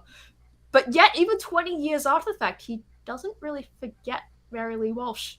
Or PVCC, for that matter. But that might be because of, another thing, though, right? So, another thing to take note with Chris around this time period is his, so he starts drawing the Sonichu comics, right? Which, yeah, he has comics. And in the comics, it's, at first, like the first few episodes or so in the comic, it is very much like, oh, Sonichu's origin. Oh, look, there's Rosechu, because there's a Rosechu. Because Sonichu needs to have his girlfriend, right? His boyfriend-free girlfriend. Yeah, he needs to have his girlfriend, so of course Rosechu is a thing. Amy Rose. Gal pal. Yep. Yeah, it's Amy Rose combined with a Raichu. A Raichu. With it's a rainbow hitting a Raichu. Yeah, it's so fucking just what, like, the whole Sonichu mythos and how it's, like, supposed to function, it's so just... It's and just it's so been Chris. retconned as well. It's been retconned. But Several times. But, so the first few episodes is pretty much just, it is about Sonichu and Rosechu, right?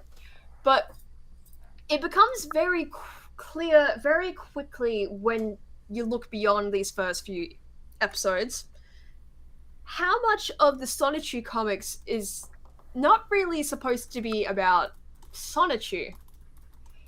It's about Chris. Mm. Chris is the true main character of the Sonichu comics. And it becomes very apparent when, like, you see him drawing shit that happened to him IRL, including several incidents of him getting kicked out of the mall. By the way, when were these comics? The comics created? were about... Like, he was... How old was he when he made these? Fuck. I forget, but he was definitely, like... Yeah, he would be about mid-20s. Like definitely in the 20s range. Hasn't hit 30 yet. 27. Yeah, so... And you look at the comics, and it's like, that does not look like... something, like how... yeah. I gotta say... That doesn't look like something an adult would be making. I gotta say, there's a couple of parts in here that are absolutely hilarious. When it lists his occupations. Oh god, yeah. And male escort and prostitute are both in there, but there's a nice little parentheses of unpaid. Like... yeah, because he was never successful with it. Like, no one ever took him up on it. No one ever even took Deuce him Bigelow up got paid. Come on now. Yeah, like, that's why it's unpaid, because he never had anyone take him up on the offer. When do we get to the gameplays? Oh, soon-ish. We can get there soon-ish. Like, this is just, like, my establishing, right? Like, and I know it's been quite long for establishing, but it's like, this is important. This is some important shit to understand the context of literally everything beyond this point. So, in the comics, I just want to mention this one because it's fucking hilarious that he even decided to put this in there. So, he really hates the cops because whenever he gets kicked out of the mall, right? See? I mean, he could have had something going there with the black chick with that attraction sign, but no. Yeah, right? But, like, no, so he really hates the cops, or, like, the mall cops, I guess, or whatever the fuck, right? because every time he's like caught loitering at the mall, or like he has a little incident at the mall, he gets kicked off the premises and shit like that, right? Like, and now he's like really on their radar. Being Paul Blart. So, in his comics, right, he doesn't, when he's like writing and drawing these incidents out on paper, he doesn't just call the cops like cops. He calls them jerk cops.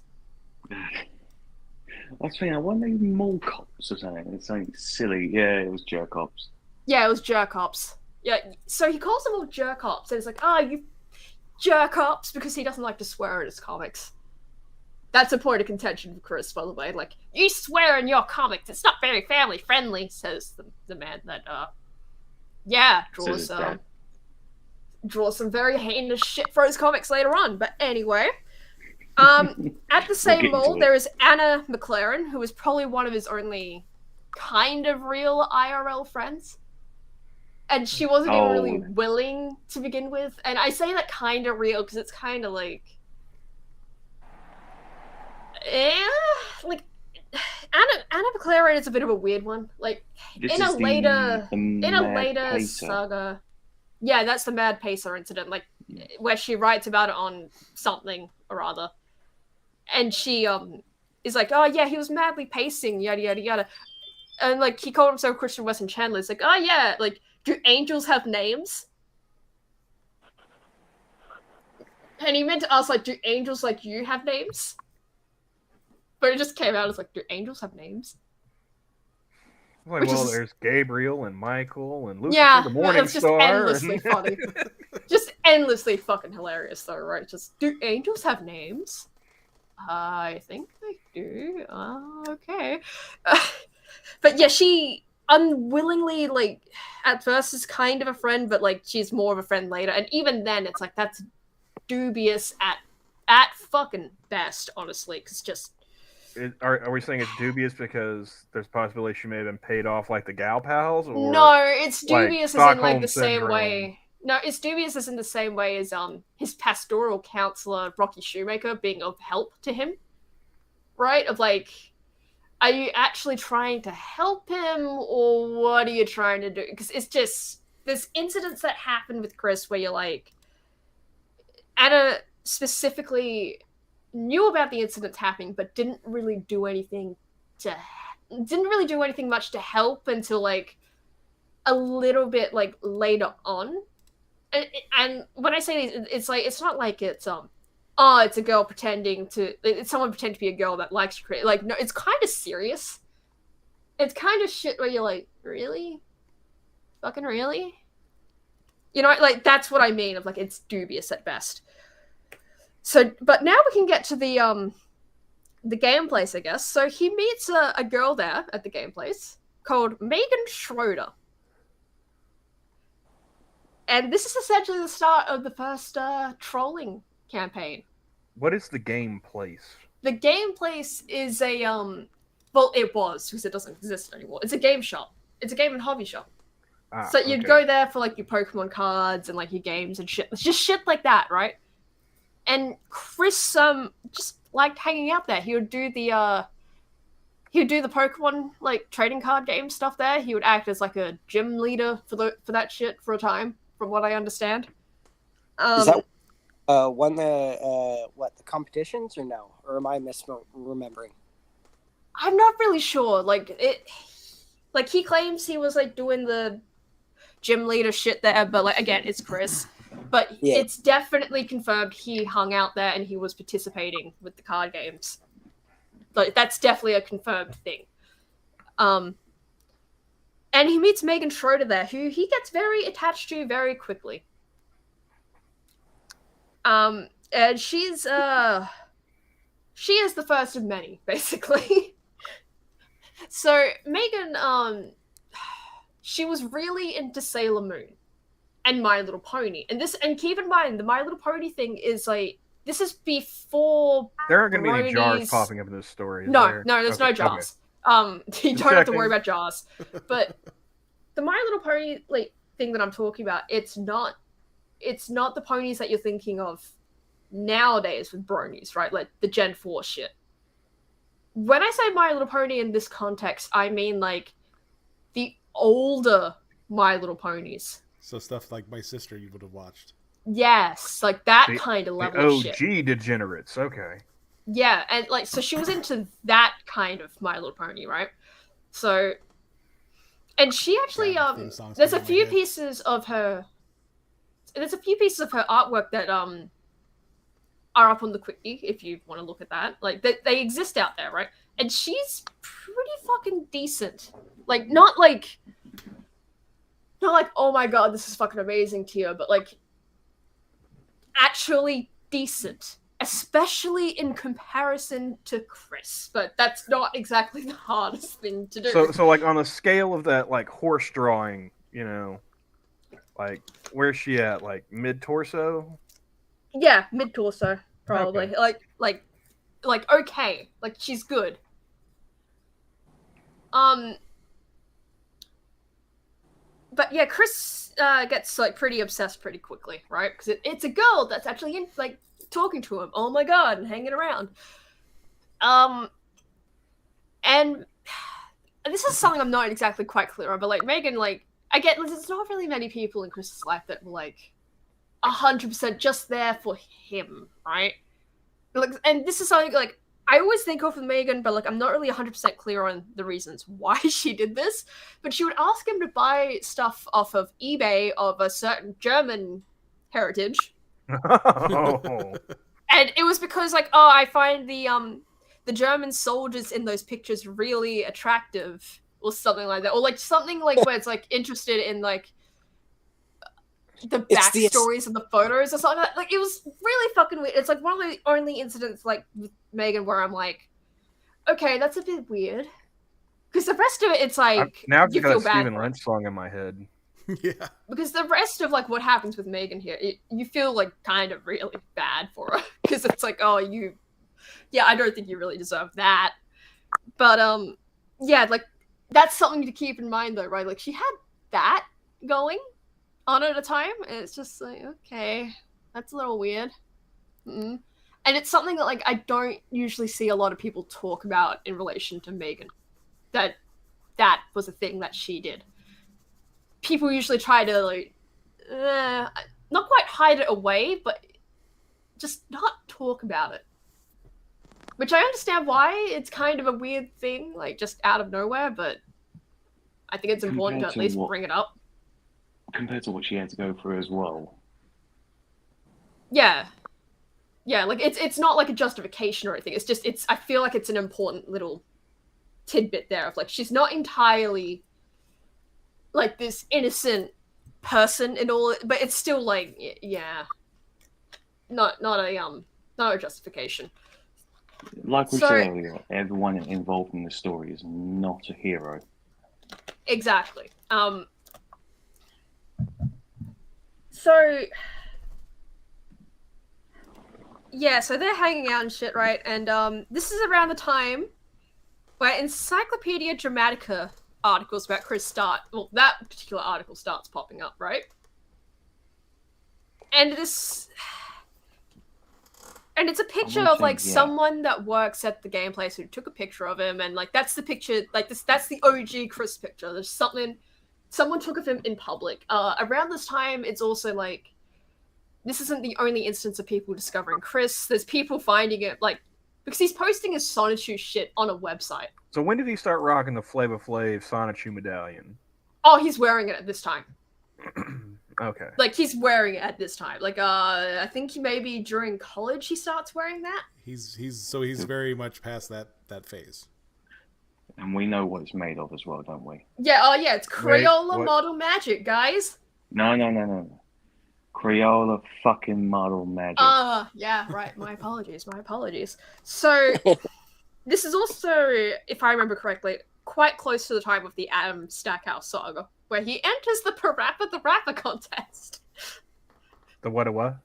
Parappa the Rapper is I think it's a PlayStation game or something like that. Game, yeah. PlayStation 1 rhythm game. Yeah, and it's so they had a contest for something or other, right? Of like them going to somewhere where it involved a hotel and this, that, and the other, but a lot of people didn't really enter this contest because it's Parappa the Rapper. Who the fuck knows what Parappa the Rapper is? Especially back in those days, right? I was gonna say I played a bunch of stuff on PlayStation. I had never heard of that, so yeah, exactly. It's like it's not exactly the most popular game. That game was I played awesome. it once. It was like a display game, and I tried it, and I was like, "What is this game?" Yeah, it's not.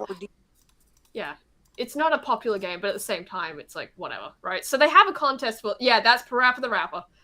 So they have a contest for this, right? And not many people are entering because again, it's fucking Parappa the Rapper.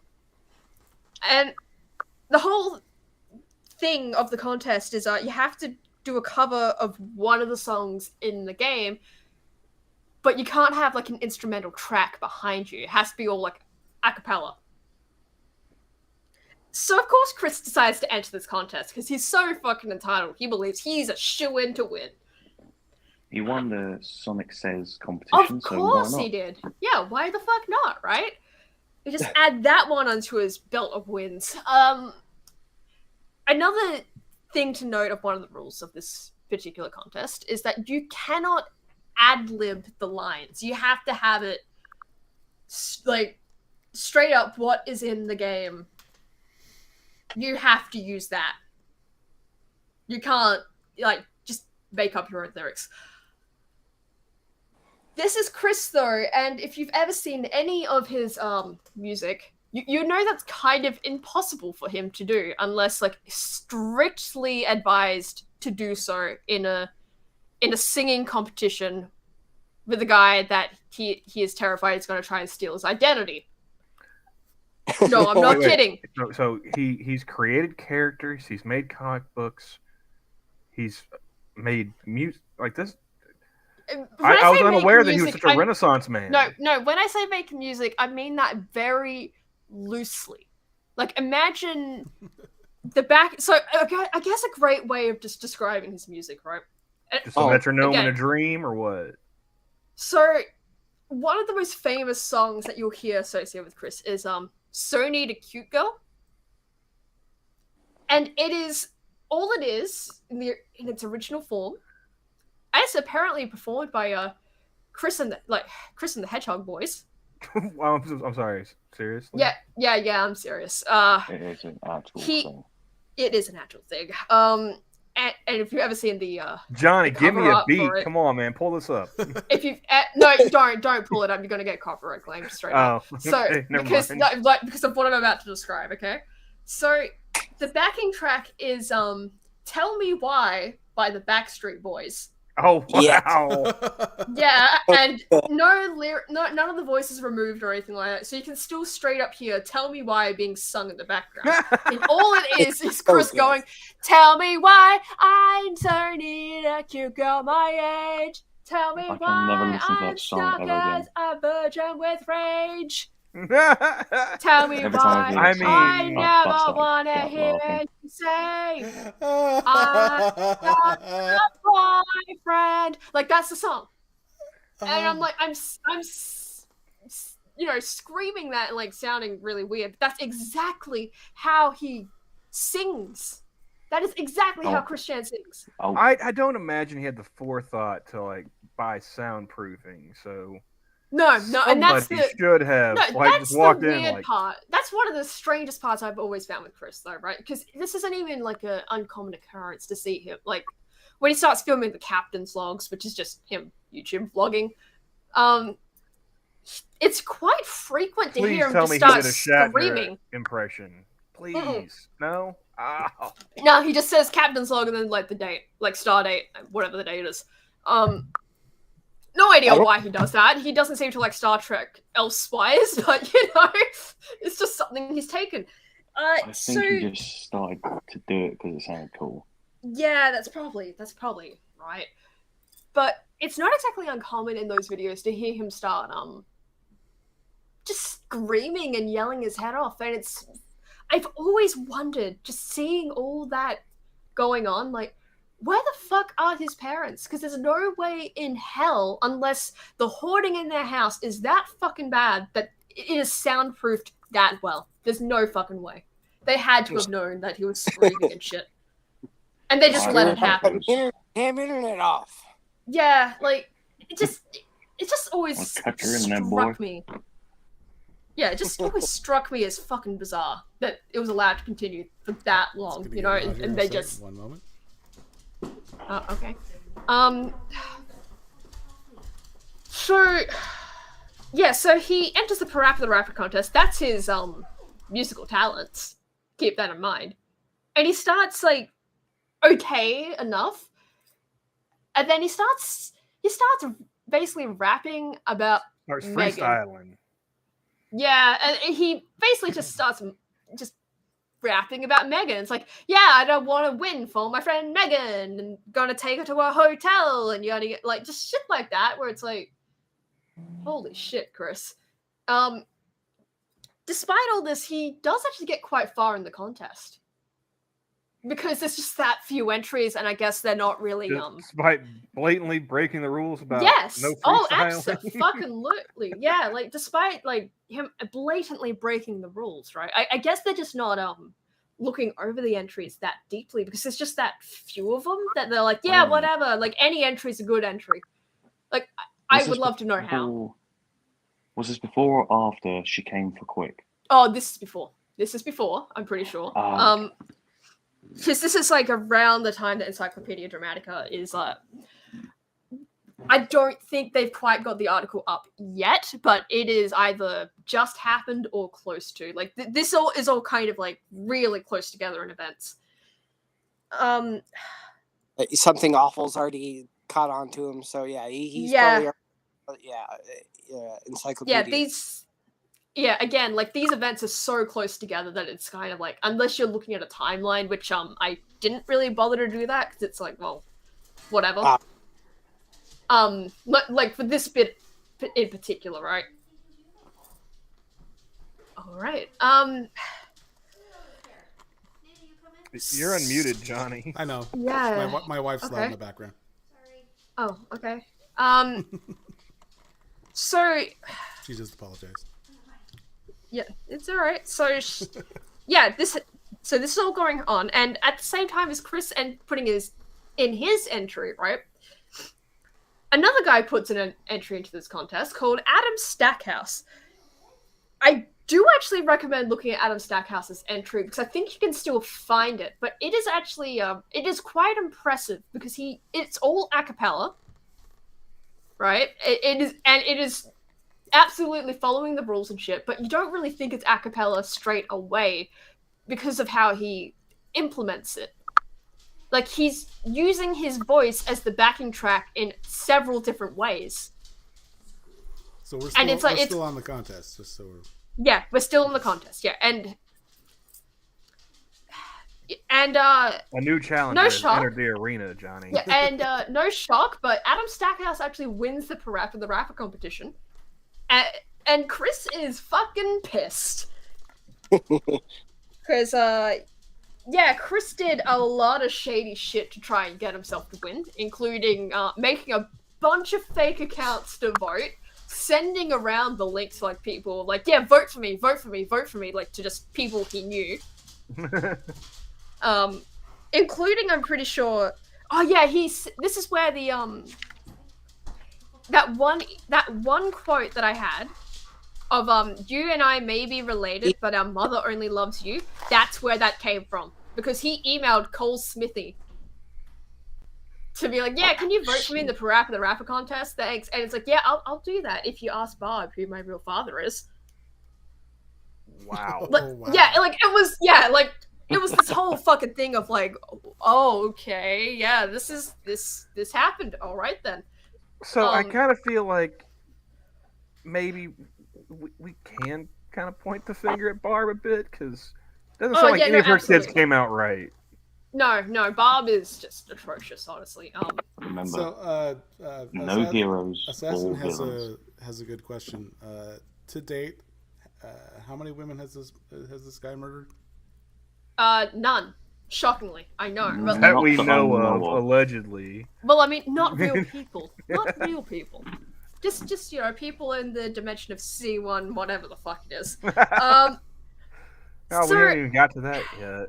Yeah, no, we have not. So, again, this is just me trying to establish, right? Like, we can move the fuck on after this to anything else. I'm just along for the ride. It's really funny that we are still establishing characters. I know. No, that's the problem with Chris. It's just there's so much. Just Jesus Christ. Did you not hear earlier when she said there was a 73-part documentary? Yeah, and it's just this is all Johnny. important. But this is all important ground to kind of cover here, though, just to understand how things progress forward and what makes Chris Chris. So, and this is quite formative to the beginning of Chris. So this Just is his the time Old online. Testament then. Yes. So, yes, it is. It's the Old Testament of Jesus Christ on you. So, yeah, Adam wins. And this is despite Chris doing a bunch of shady shit, right? And Chris basically outs himself on the Sony forums for this shit, right? Going like just complaining about Adam Stackhouse winning and this, that, and the other. And he's like, oh yeah, my entry was so much better. I was gonna take Megan with me into the hotel and yada yada yada.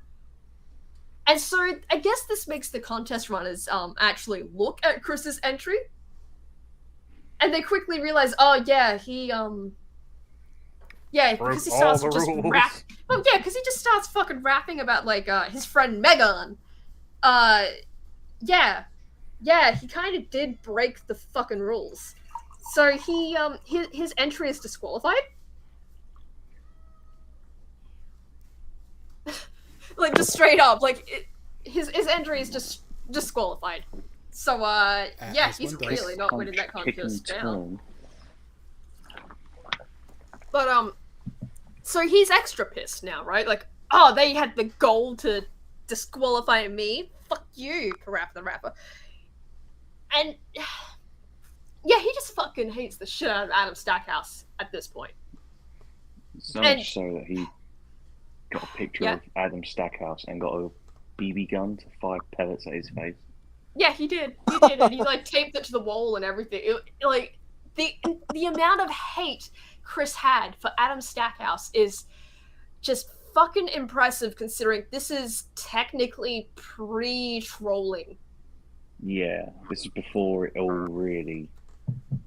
Before the bird's nest really got rattled. Yeah, so around this time, or not long after, did anybody follow up on Adam Stackhouse? Like, what's he? Oh yeah, no, that's followed up. Yeah, no, so they did actually kind of Chris did actually kind of get over it. They actually did meet up.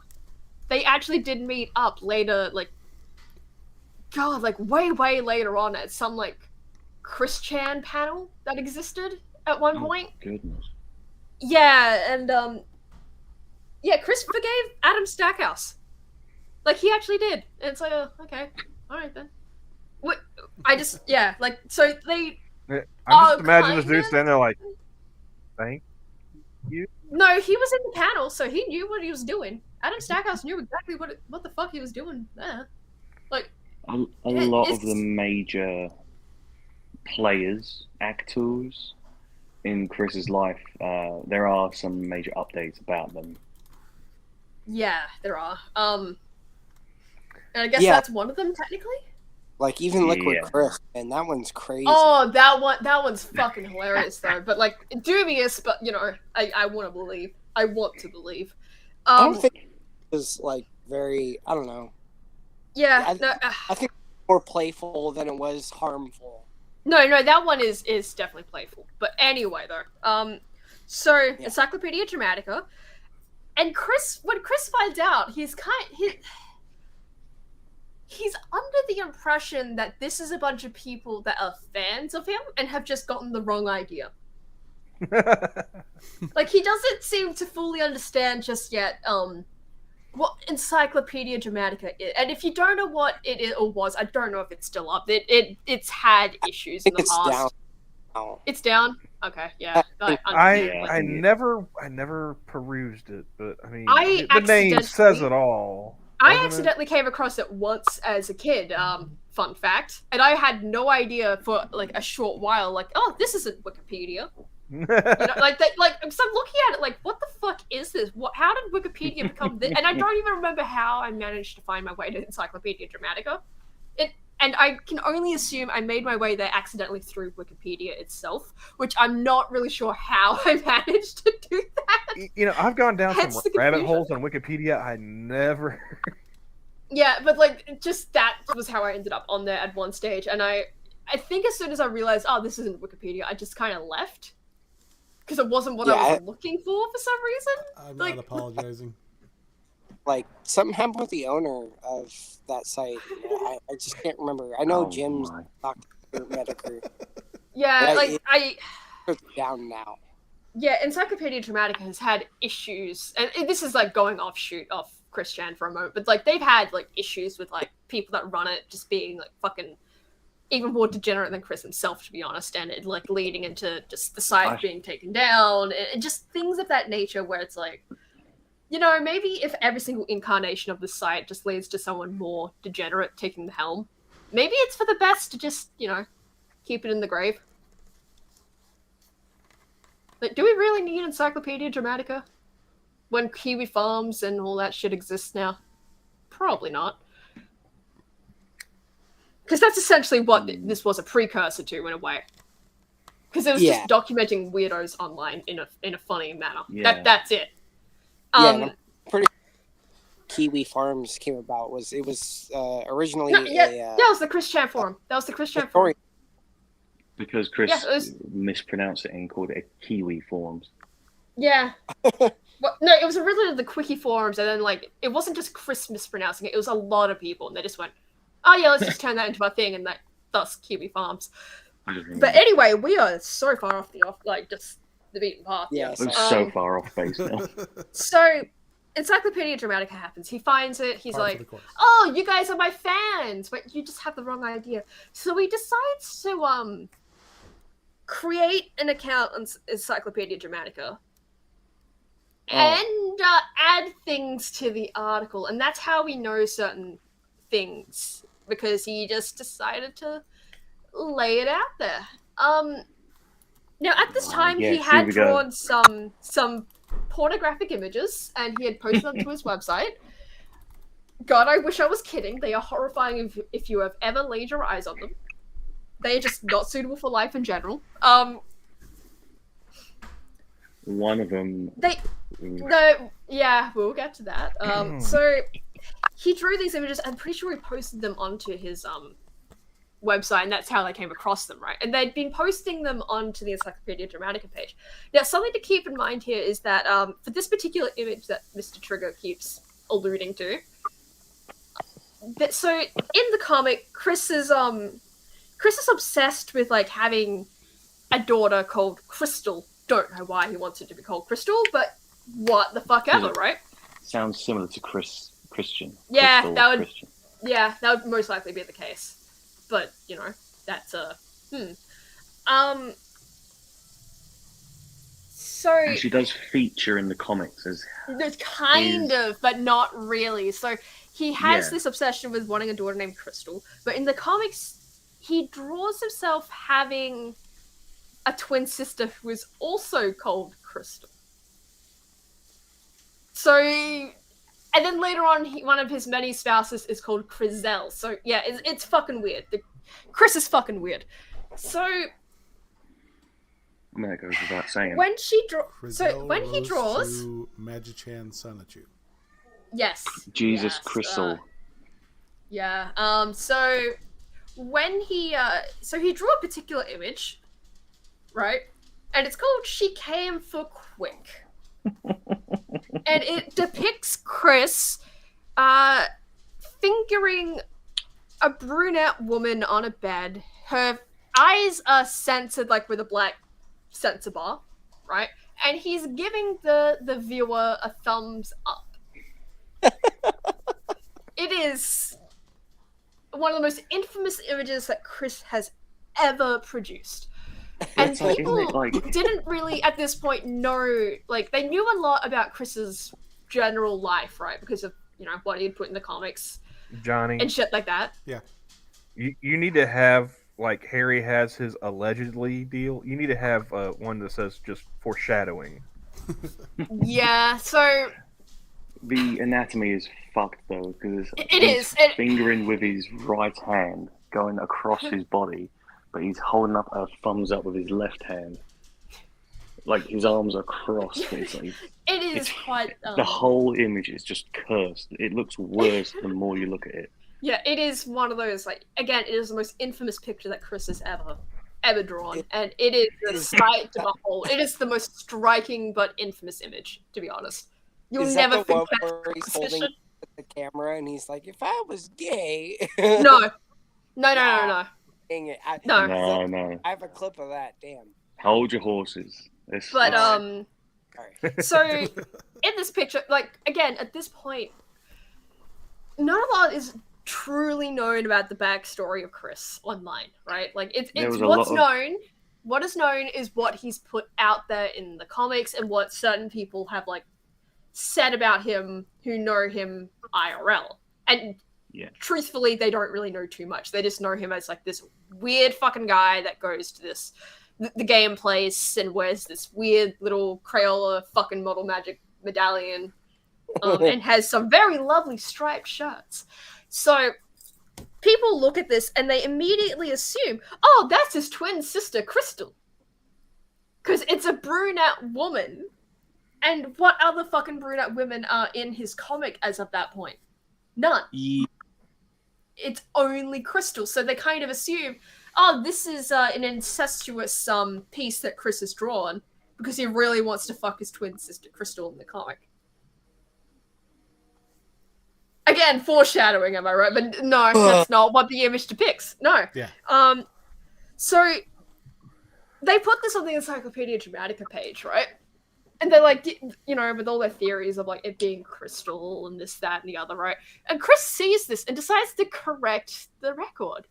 And he goes, oh yeah, that's not really like Chris's twin sister, Crystal. That's Chris's friend, Megan. The poor Megan. Yeah, so she just wanted to buy some Nazi memorabilia and yeah, it is Megan Schroeder, and like he doesn't even just say Megan, it's like he puts it out there, Megan Schroeder. And that's another thing to note with Chris. He doesn't give a fuck if he doxes you. Don't contact Chris. I feel like I need to say this just right now, right? If you feel like you want to go contact Chris, like for whatever godforsaken reason, just right? keep your hands inside the fuck bus. Yeah, exactly. Like this is not something you want to ever get involved with. Stay to the right. Stay to the right. Yes. Yeah, because he doesn't animals. Like the amount of people that Chris has just accidentally or purposefully doxed over the years. It is insane that people still want to contact him because, like, keep in mind in prison he's keeping this thing called like the goddess log, as he calls it. Right, and apparently it just has a bunch of info in it, and I'm willing to bet it's got like the addresses for like all the people that have sent him letters. And apparently he wants to publish this whenever he's released from prison. So keep that in mind if you want to send him a letter, because he's most likely keeping a record of your fucking name and address. Like, and if he isn't, the Department of Corrections is. Exactly, like flight log to Epstein's Island. just yeah, it's not a good idea. I just don't do it, because either Chris is gonna dox you or someone else might if you start just because trying to pull anyone's shit. Already out there. Oh yeah, that's another point. Is so some of the people that do troll Chris are kind of ridiculously protective of him. So Kiwi Farms used to be, but not so much anymore. I don't think. They might even go after you. Yeah, like they used to like just. This is our cow. Find your own. Oh, yeah. Absolutely. Yeah, that was absolutely what it was. Yeah. And at a certain point, I understand why they took that attitude, because some of the people that started trying to go after Chris in the later years, he kind of probably did need some protection from those people, because they were not great, putting it mildly. But yeah, some of the intense levels that people went to, it's just like, okay, really? It went a bit far, and Yeah. I think one example of this would be Blue Spike. Oh well, that's early on though. But that's like that's not even, That's and that's like a- not even a protection. But that's like that's definitely an upper bar standard for being fucked up, Chris. But so eventually, time passes, right? After She Came for Quick was revealed, and not a lot of time from what I understand. But Megan finds out about the picture, and what does she do? Well, she freaks the fuck out, of course, because Okay, yeah, so what the fuck, Chris? Okay, so I was expecting something off the wall, but that sounds like a fairly normal response. And we have the email because like another thing to note with Chris, among the many things to note with Chris, a lot of his accounts are so easily hackable because he uses the same fucking passwords for everything. Like it's usually something Sonotube related. So when it's like, oh yeah, someone hacked into Chris's account, it's not really a hacking. It's more of a we guessed his password correctly because he's a fucking moron. So it's the kind of password an idiot would have on his luggage. Yeah. So as a result, there's a lot of emails that we just have archived of Chris sending things like receiving mail, like just shit like that, right? Because people were so easily able to get into his email accounts. It's also how we have the Cole Smithy stuff, how we could get that awesome little quote of how he, we share a mother, she only loves you. Because, yeah, they got access to his emails. And same goes for the Megan emails. And in these emails, it's so just... So Chris, she's like, yeah, so Megan brings up, like, so I don't know, like, I didn't even want to go, like, with you to the hotel thing, like, bring up the Parappa the Rapper thing, because she's now learned about Parappa the Rapper. Right? It's like, yeah. I just wanted to get some plates that Hitler might have ate off of. It's just like, well, like I wouldn't have even wanted. Teacup. Well, it's just like I didn't even really want to go with you to this hotel, and I think, God, I forget exactly where it would have been, but like I think it was Washington State or some shit. So like cross country. Oh wow. Yeah. Like I wouldn't want to be in a hotel alone with you anyway. Like, and she brings up time and time again how she's not interested in having a relationship with literally anyone. We could go see the sights. This is where Gary Ridgway used to bring his girlfriends. Yeah, right. But so she brings that up. Like I wouldn't have been interested anyway. Like, what were you gonna do? Like, rape me in the or like something like that? Like, this is a very creepy image, Chris. And Chris says in response to all this, right? Basically, he just says, I drew that image so I didn't do something worse. Damn. I did it for you. I drew She Came for Quick just for you, Megan. I did it for you, Megan. It's all for you, Megan. It was for you to protect you. Yeah, and so obviously Megan is like, yo, what the actual fuck to that one, and she's just like, yeah, like this is where Megan just basically tell me that girl wised up and goose stepped the hell out of there. Yeah, no, she basically just breaks contact with Chris at this point. She's like, yeah, no, I'm fucking done. Like, good luck, man. Good luck with your love quest, whatever the fuck. And then Chris sends her an email back that's just like, oh god, it just says like over and over again, I'm sorry, Megan. I'm sorry, Megan. I'm sorry, Megan. I'm sorry, Megan. Like over and over again. And yeah, like this is salute over there. Yeah, it's that, and that's the end of Megan. Like in his life. Did he send it from like the Outlook Hotel or whatever that place was called? I don't know, but it's like not the last time you hear Megan Schroeder's name, but it's the last kind of interaction, like real person interaction the two of them really have. Because at this point, Megan's like, yeah, I'm out. Fuck this, I'm out. And understandably so, because, like, Jesus fucking Christ. And so Chris comes back to comes back to the Encyclopedia Dramatica page and makes another edit where it's like, yeah, this was, I know, right? And he comes back and he like adds onto there, like, yeah, this is Megan Schroeder, and like it has ruined our like friendship forever, and yeah, like he just keeps adding shit to the page, and there's another information campaign that I just fucking love that he did this right, because so his idea, like at another point, and this pretty much ends like, okay, like the actual recollection of shit, right? This is where we can just start jumping into just whatever the fuck we want, because that was establishing, right? Of like just things to know about Chris going forward. Oh, Jesus Christ. So we've pushed the boat out, and now this is the odyssey into... Now we're getting into the deep water. Yeah, so he posts on Encyclopedia Dramatica a couple of times, right? And he has this idea in his head of... So, just the most autistic thing I could possibly think. No, not even that. I think he gave up on Megan pretty quickly. Like, he tends to give up on women pretty fucking quickly once it's like... He just moves on. Like, and it's really... It's funny, but also just interesting to see, considering how into some of these women he appears to get and how quickly he moves on. So he immediately attaches, and then once he realizes that's not there, he's just like, all right. Kind of. Like, he has this little mourning period, and then, like, he moves on. And the mourning period is a couple of days, like, maybe a day. Maybe less. It's, He'll be like so infatuated with someone, and suddenly, like, as soon as he's not interested, he'll be just like, bitches ain't shit but hoes and tricks. He just does not give a fuck.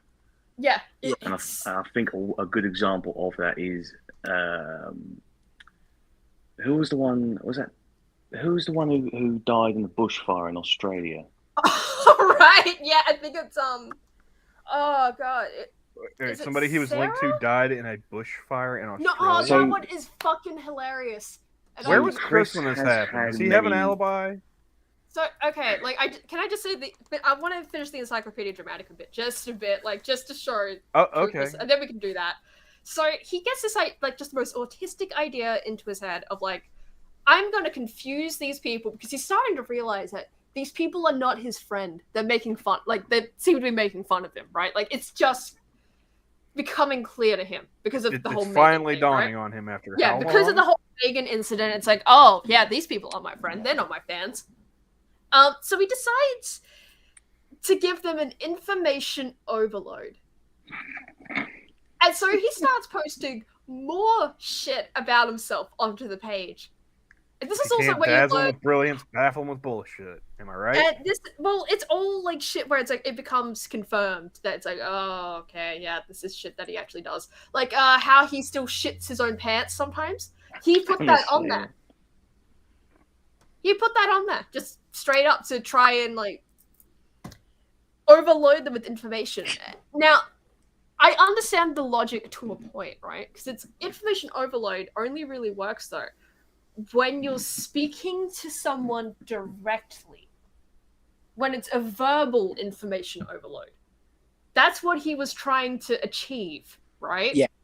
Doesn't really work. A bunch of autists, they're going to catalog it very well. Exactly. And it's like, that information overload does not really work when you're putting it into text form. Like, it just fucking doesn't. Posting it somewhere.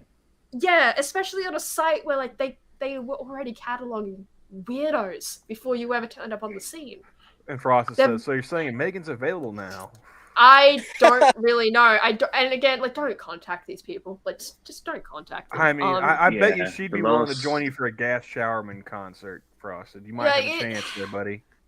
Yeah, like, people have tried contacting Megan before, and it someone it's had not an interview with Megan there. I don't think it ended well for that person. Well, that person, it was specifically because of was he wearing a they didn't hat? No, that person didn't know like the internet culture surrounding Chris, right? And he wanted to make a whole documentary because he found out about Chris from like just online documentaries on YouTube, right? So he wanted to do his own little like spin on it where he like put it There's into like a film festivals 73-part and shit. document. What could you add, man? That's the issue though, right? Like he had what but kind this of is the thing. hubris? No, but that's the thing though, right? Like this guy just had no fucking idea about the culture surrounding Chris. So one of the interesting things that I kind of wish that this thing did actually come out, because there was actually something interesting that this guy managed to achieve. He managed to actually achieve having an interview with Megan Schroeder. No one has actually managed to interview Megan Schroeder before. Like when you hear the voice of Megan Schroeder, it's like one of the 7 seals has fucking been broken. Because you never hear her voice before this point ever. Like that's how just uninvolved she really was in all of this. Like the most involvement she really had was like just before Chris really was just permanently online. Yeah, I get it, man. Like she just wanted to pick up some tchotchkes from the fatherland, and like she just stepped into a whole world of shit. Yeah. Yeah, it's just happens to the best of us. But like you get what I mean though? Like so you never really hear her voice until that point, and it's so fucking weird to hear. But he managed to get an interview with her. But he didn't know any of the culture surrounding it. He had a friend of his apparently set up a GoFundMe for the whole thing to retroactively pay for like travel expenses and shit like that, right? And the guy So he has no clue, and he's like going out on his own dime doing Yes, and it is the worst idea possible because his friend sets it all up, right? And he sets it up really just fucking poorly for what it is. Like it's so like I've seen the page for it, right? And I absolutely understand why people on Kiwi Farms immediately labeled this thing as a scam because it looks like a fucking scam, straight up. Like it's just there's so little information about what's actually going on with it, like what the reward tiers are, and just everything. It's just give me money, I'll make a Chris Chan documentary. Except essentially that's what it boils down to. And people, this is like right in the middle of the era of people being really fucking protective over their lolcow Chris Chan. So they really go after the guy who like and it's all mentioned like by the guy that like ran the he actually started up the GoFundMe and all that. Like, oh yeah, like this is that, yada yada yada, trying to explain himself.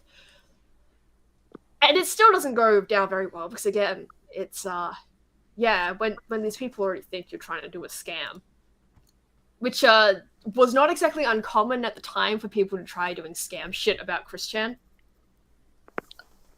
So it's kind of understandable where they're coming from, but still, like, yeah. What eventually happens is the guy just decides, yeah, I don't want to make this thing anymore. Fuck this. Like this is so stressful. And he doesn't just stop there. He decides, I don't know why he decides to do this, but he decides to smash up the hard drive that has all the footage for the Chris Chan documentary he was going to make on it, and post pictures of it destroyed with the hammer and everything. And on that hard drive was that Megan interview. It's now lost media. Straight up. No Megan interview.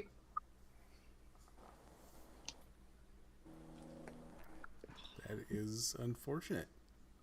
Yeah, like I would have personally just loved to see that because Megan really is one of the starts for everything. Like she's the subject for She Came for Quick, for fuck's sake. She is like just the first of many people to be sexualized in Sonichi comics. You know, like I would have been fascinated to hear like what her perspective on everything would have been, because at this point, like Chris had already transitioned into Christine and all that, right? And like he was going into the whole he was either on the verge of this or like already believing that like Quickville, because that's what the city in Sonichi is called, Quickville. Oh, this was the Idea Guys era. I think this was like maybe before the Idea Guys, because he already kind of believed this to an extent, right? like he was already like very much on the path of like full on fucking believing that Quickville existed in another dimension and that he could just go there whenever the fuck he wanted. Yeah, the whole dimension merge kind of idea. Yeah, like this was before the merge, definitely. But I remember my first time on hallucinogens. I'm sorry, you were saying? You're fine. But yeah, I would have loved to see that interview, but it's gone now. Thank you guys. Like again, I understand like people being skeptical over it because yeah, it if you ever see what the page looked like, yeah, it looks fucking dodgy as shit. But I don't know, like, and yeah, the idea around it being like, yeah, pay me to make a Christian documentary when there's so many on YouTube for fucking free, and then touring it around like film festivals, because that was what he wanted to do. He wanted to submit this thing to film festivals. Oh man, can you imagine a Christian documentary at Sundance? Yeah, that's kind of the thing, right? Like, I don't. Con. Oh, man, imagine a bunch of French people sitting around watching a Christian documentary. Yeah, it's just I don't think it would have been a good idea, but it would have been fucking hilarious that if that happened, right? And this year's winner, the Palme d'Or. But yeah, like he basically just got chased away from it, like just didn't do it. Like yeah, sure, his whole thing with it was pretty pretentious to say the least, right? But at the same time, he had the Megan interview. Like that's, you know, that's pretty fucking big because no one is usually able to get their hands on Megan Schroeder long enough to really question her about that shit. And if they are able to do that, they're usually people like Jacob Sockness, the guy that wants to fuck Chris Chan. I'm sorry, what? Yeah, Jacob Sockness. He's an interesting individual, and yeah, that's his main goal in life apparently. He's a different lolcow altogether. He is, and yeah, I know. Well, I mean, man or woman, that's a very low bar. Like, I mean, I don't think beer goggles would justify that even. Like, that's what you're aspiring to, really? He's a fucking weirdo, to be honest. Though, like, it's just he is odd. So for yeah, that, he is. I mean, Chris Chan's got his wild orbiters, so yeah. So all we have is really that guy's word that the Megan interview is there. No, there was actually there was clips. There were clips that they showed where like, and that's what I mean by like when you hear Megan's voice, it's like the seventh seal is fucking broken. Like it's fucking weird to hear her voice. A crack in reality. It's like, oh, like you've heard of the person, but you've never actually heard of the person. Like it's like, oh my way. God, she's actually real. Like you know she's real, but it's just like cementing that she is an actually real person, right? Verification. Yeah, and like there's clips that exist of like just her talking for this thing, because you can still probably find the I know that in one of the parts for the documentary that Gino Samuel does, he includes the whole trailer bit, and that's where you can hear Megan's voice, like in the trailer for the GoFundMe project for the documentary. So yeah, he had it. That's the thing. It's confirmed just through that alone. Like because you see her face and everything, and that's Megan. That is absolutely, obviously Megan Schroeder. Now it's gone now. Yeah, it's just gone. And she's having a wonderful life with her blonde, blue-eyed husband. But yeah, that's sad. But old World War II reenactments. But like Mr. Trigger, but from what Mr. Trigger was saying though, so the Australian bushfire lady. Yes. So I forget. I think it's like Sarah. Or so maybe is it Panda Halo that she is? That was the name. There was the one. It's like King Henry VIII's wives. There's one that he really liked, and I can't remember her name. I think it was Panda. Yeah, like there was. It was an early one. I always confuse like the names for that particular one. Is it? Because I think there's like 2 Sarahs at one point. But so Yeah. So the golden age of trolling, right? People start finding about Chris. They're like, oh, how can we mess with him? And one of the easiest methods that people learn very quickly about how to mess with Chris is that just pretend to be a girl and he'll just do whatever the fuck you want. Not whatever the fuck you want, but you get what I mean though, right? Yeah. There's been many instances where that's happened where somebody pretends to be a girl and ops him into something awful. Yes. Just pretend to be a girl. Yeah, just pretend to be a girl. The oldest trick of the internet. Later on, it becomes a bit harder because he, like, as dumb as Chris can be, like, he does seem to somewhat glean sometimes if something is a troll or not. Sometimes, keep that in mind. But, like, so it becomes a little bit harder later on, but early on, no, it's pretty fucking easy. So, yeah. How bad do you think you'd have to feel, like realizing, like, you can't troll at all? Like, even Chris Chan sees through your trolls. Yeah, oh god, right? Yeah, that'd be fucking depressing. But, so one of these people, right, it's, I want to say Panda Halo, but I might be wrong, right? I think it's Panda, yeah. Yeah, so... And she claims that she's from South Australia. And so they have mostly a text-based conversation, right? Because, I mean, I highly doubt that whoever was pretending to be this girl is actually from South Australia. So they probably kind of, like, make a mock accent or whatever the fuck. So mostly text, right? Apparently she sends I'm just imagining somebody trying to convey, like, an Australian accent by text. Well, you don't have to. That's the beauty of it, right? So, and Chris is well, just no. I mean, like when I see like Dankula or Sue, like tweeting, like I still hear Scottish. Like I could totally believe somebody trying to, like, spell things and make the enunciations. That wouldn't work with Chris, unfortunately, because he'd probably just read it and be like, "What the fuck am I looking at?" Like, you have to, like. But he also, like, just doesn't seem to really understand Yeah, you can't just things beyond his own, like little world. He has, like, vocal blindness, if that makes sense. And potentially facial blindness if another incident is facial blindness, definitely. But, like, yeah, but all you need to do is just, like, create, like, a high pitched voice and say, "Hi, I'm a girl. I can fuck you." And, yeah, like, that'll be enough for him. So and Green Badgers want to make sure like, Panda? Yeah, Panda. Yeah, Panda okay. Halo. I'm pretty sure it is.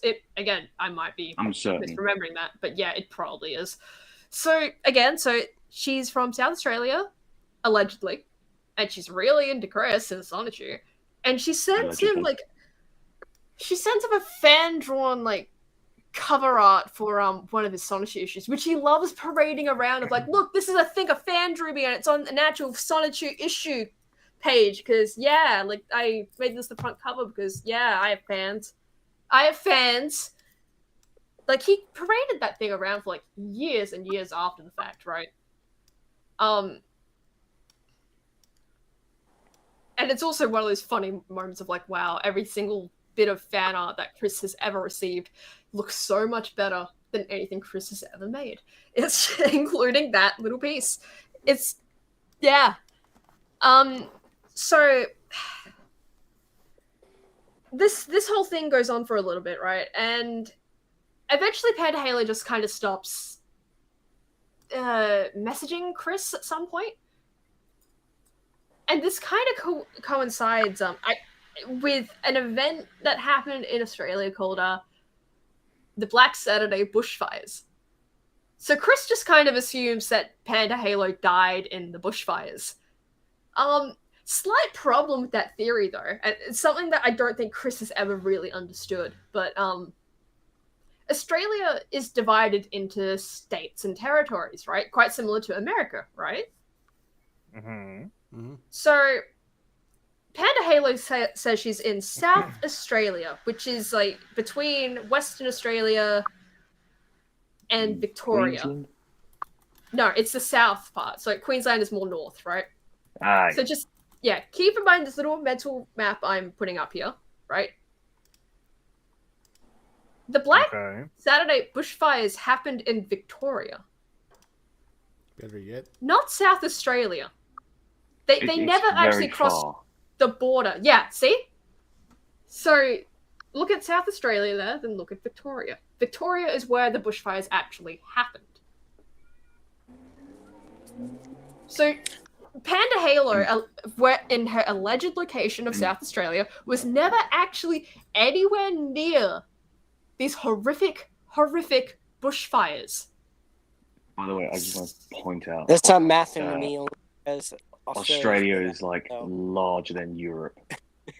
Yeah, it's like, I mean, look, I'm in Western Australia, right on the fucking west coast. Like, yeah, I'm so far removed from all of this. It's kind of like, yeah, no, it's a big fucking place. So when I'm saying like South Australia, Victoria, there is quite a distance still between those two areas, and the equivalent would be like a fire in Spain compared to Poland. That would be a good equivalent. Like something like, say, or like Texas and Florida, something like that. Something like that, yeah. It's quite the distance between the two, especially if she's supposed to be in an actually and keep in mind, this is also, I'm also thinking of like population centers, right? So like if she's supposed to be in a bigger population center, she's not going to be anywhere near the border. That's just not where the population centers are for South Australia, for the most part anyway. Like it's so far fucking removed. But still, Chris thought that she died. When in all reality, the troll behind the persona probably just got bored. I'm going to mention this one thing, and I'm going to dip after this. Okay. We mentioned the blue spike. Yeah. And we mentioned how easy it was to get Chris to do things if you pretended to be a girl. One thing that we haven't mentioned about Blue Spike yet was he would call up Chris, troll him, and then he would call up Chris again, put on a falsetto voice to be a girl. Julie. And specifically Julie. Julie, that's a Julie. Julie! He would have a lot of phone sex with Julie, a 13-year-old boy. Yes. And this was recorded. It's all recorded. And including the final reveal of like, you've been having phone sex with a 14-year-old boy, Chris. How do you feel about that? Can I just say one thing? That's tragic. Even though it's a big own on Chris, Blue Spike was the one having the phone sex with a guy. Mm-hmm. Yeah. So it's like, hang on, wait a minute. There are no winners in this scenario. No, there aren't. And that's the thing with Blue Spike. One of the worst trolls amongst. And there's a fucking reason. And it's not even just because of that. That's another reason. Else. Okay, only one that go on, Trig. I'm sorry. The only one that competes with being the worst is the most recent one. Yeah, that's jumping ahead in the timeline. And by the way, hello everyone. Yeah, hello. Hey, Sanguine. How's it going, Sanguine? But how you doing? But yeah, the solid reason why Blue Spike is up there though is because, and this is one of those parts of like if you ever go through the Gino Samuel documentary, I do kind of recommend skipping past this because I've listened to it only ever once and never again. Just fucking never again. It's just awful to listen to. Because there's recorded audio footage of this happening. He's someone that... Blue Spike requests... Blue Spike requests Chris in order to get, something back, or something along... there was something he was threatening him with after, the big reveal. No, it was his PSN account. There we go. Yeah, it was his PSN account. And he had a choice between saving Julie because he kidnapped Julie or to get his PSN account. Right. But at this point, the reveal was already there, so it's just for the PSN account, right? So he's threatening him with the PSN account, going like, yeah, you want your PSN account back? Well, shove your Sonichu medallion up your ass. It's cut it up into pieces and shove it up your ass, and do it while you are on our little shitty troll calls, and so we can hear you shove the medallion up your ass, and we can all laugh. There was another option. There was another option to burn it. Yeah, and he chose shoving it up his ass. I don't remember that. It was either burn it or shove it up his ass. Yeah, and I guess he chose shove it up his ass. But that's why Blue Spike is up there, though, because he's the troll that got Chris to shove a medallion up his ass, and he was gleefully laughing about it the entire fucking time and just going, yeah, this is the greatest thing ever. Like, he went just above and beyond horrendousness, to be quite honest. And it's people in the call that were just like, Blue Spike, what the fuck? You know, like even people shock, like, whoa. Yeah. People that were supposedly on the same side as Blue Spike were just like, yo, what the fuck? What are you doing? Like, shut up, man. Like, where were those people when he was having phone sex? I mean, fuck if I know. But like, the whole thing was supposed to just be, from what I understand, because there was a whole trolling plan that went on here, because this is where the PVCC comes from. So they saw where he went to community college, right? Like, so Piedmont, Virginia Community College, so PVCC. They took those initials, like this initial trolling group, right? And they decided to turn it into something else to, you know, really fuck with Chris. So PVCC eventually becomes known as the Private Villa for Corrupted Citizens. And that's the initial trolling group that was here. One of them was Clyde Cash, which if you've ever seen like the photo that they used for Clyde Cash, that is actually what Chris thought. That is who Chris thought was the mastermind behind literally everything. Clyde Cash. Who was the other ones? Was it Surf Shack Tito? Was he? Surf Shack Tito comes later. But am I speaking for Clyde Cash being Liquid Chris, or am I? Yeah, you're confusing that. Liquid Chris is someone different. Completely different people. So, yeah, like the whole initial trolling plan was supposed to be like, Chris is like, you know, having like all these weird like phone sex things with Julie. They get him to film like a sex tape. They release sex tape, which that's where the Julie thing comes from, because he's like fucking a sex doll and saying Julie, like that's where that comes from. I'm pretty sure there's Polaroid pictures of him as well in the app. Yeah, Polaroid pictures. Like, this is what the initial was it like one of the old school like shock-faced sex dolls? Yeah, I think it was. Yeah. I don't really. Yeah, it's. You could probably still go find that video too. Was that the... I don't want to see the video. Ryan, yeah, he had two of them. Ryan, like one of them was Officer Nasty. I forget. I don't really look too deeply into that video. I just know like the contents, right? So, for obvious reasons, right? Because I don't really want to see it. So, yeah, this was the initial trolling plan, though, right? Just get him to release a bunch of send him a bunch of embarrassing shit to this one girl, like Julie, as they called her, and so they could leak it out and they could all laugh about it, and then have this grand reveal later on after you do this whole thing of like, oh, I am Max, Julie's brother, and I've kidnapped her. Now you have to go all the way to oh god, where the fuck was it? Like, you have to go all the way to this place in the middle of fucking nowhere to save her, and he drives all the way to this place, and it's just owned by this, like, it's just this rundown house, and it's owned by a little old lady who has no idea about any of the shit going on. Like, that's a great way to get shot in America. Yeah. Yeah, and so, like, that happens, and then it just leads to the whole reveal, like, of it being this 13-year-old boy that he's been like having phone sex with the entire time. And I'm pretty sure that's probably, like, again, I was not a part of these groups. I don't really know exactly what they're thinking, but I can only assume just by everyone's reaction, right? That was probably more or less where it was supposed to probably end, right? And like just more like badgering about like, oh, you want your PSN account back, Chris? You want your PSN account back? Yeah, you got to do this, that, and the other. And there's probably going to be something completely mundane, you know? Like, again, lighting the Sonchu medallion on fire.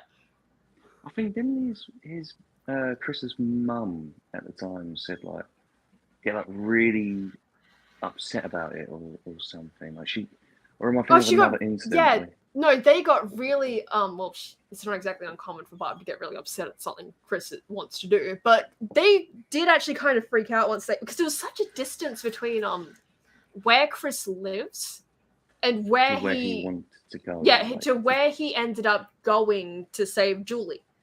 Like, I forget the exact location. I want to say Ohio, but probably not. Oh, I was thinking like geographical, like center of the country. Like Chris just ended up like some cornfield in Kansas or something. Yeah, he did cross state lines. Like, he absolutely fucking crossed state lines, and like it's not like it's the first time he ever went out of state, apparently, right? But it's the first time he did it by himself. I was gonna say, like, without a handler, right? Yeah, without anyone there with him, and he was driving the whole way too, because he has a license as well, which is just I'm fucking incredible. I'm fucking amazed he even has a license. I would not want to be that but examiner. But yeah, so or anyone sharing the road with him for that matter. So yeah, he drove there and like drove back, and his parents, like, once they realized, because he got up early and just like left them a note and went on his way. Didn't even verbally tell them like what he was doing, because I guess a part of Chris knew that they would probably stop him. I'm going on an adventure. Yeah, I'm going on an adventure. Don't stop me, father. But have fun. Wait, what? But so yeah, he didn't even verbally tell them. He left a note and just fucked off. And by the time that they woke up and they realized, oh shit, Chris is gone, yeah, they called the cops to try to declare him a missing person. Like, they freaked the fuck out, which, I mean, I honestly can't even really blame them. Because, yeah, you've seen Chris. Yeah. Now, seeing Tier type that out, now I just see here like the Forrest Gump, like, Jenny. Yeah. Yeah, it kind of was.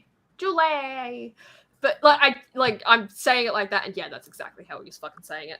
But yeah, he ends up coming back, and yeah, his parents aren't exactly very happy with him. God damn it, Far. Could you not have put a bit more of a pause between your Julie? He ends up coming. No, I could not. I'm not sorry. So yeah, so I don't see, like, just from everything like they were doing beforehand, I don't see the initial trolling plan involving anything like what Blue Spike was getting Chris to do. Mm-hmm. You know, like there's he was the one troll that really wanted to hurt him. Yeah, absolutely. In some form or another. Like the other trolls you see, like they're mostly just like playing around with him, and like eventually they start trying to better him. Yeah, that's the funniest part of it all. Is eventually it's the trolls that are the ones that are trying to like actually get him to. Yeah, actually, yeah. Like they're still like fucking around with him. Don't get me wrong, but they're also like a good example of that is actually the Liquid Chris saga, where you have a guy, right, who didn't even start off trying to troll Chris. He just started like doing impressions on his YouTube channel, right? Mm-hmm. Like for like a couple of people that would know, right? To be fair, love pretty decent. I love Liquid Chris is one of my favorite ones from all this because it's just so harmless. It really is. It's so harmless. Like, and it's just such a good, I don't know, just it's fun so... troll. It doesn't harm anybody and it doesn't go very deep, but it really ticked him off, and it was... Oh, it fucking pissed him off like you would not fucking believe. Holy shit. I am the real Christian!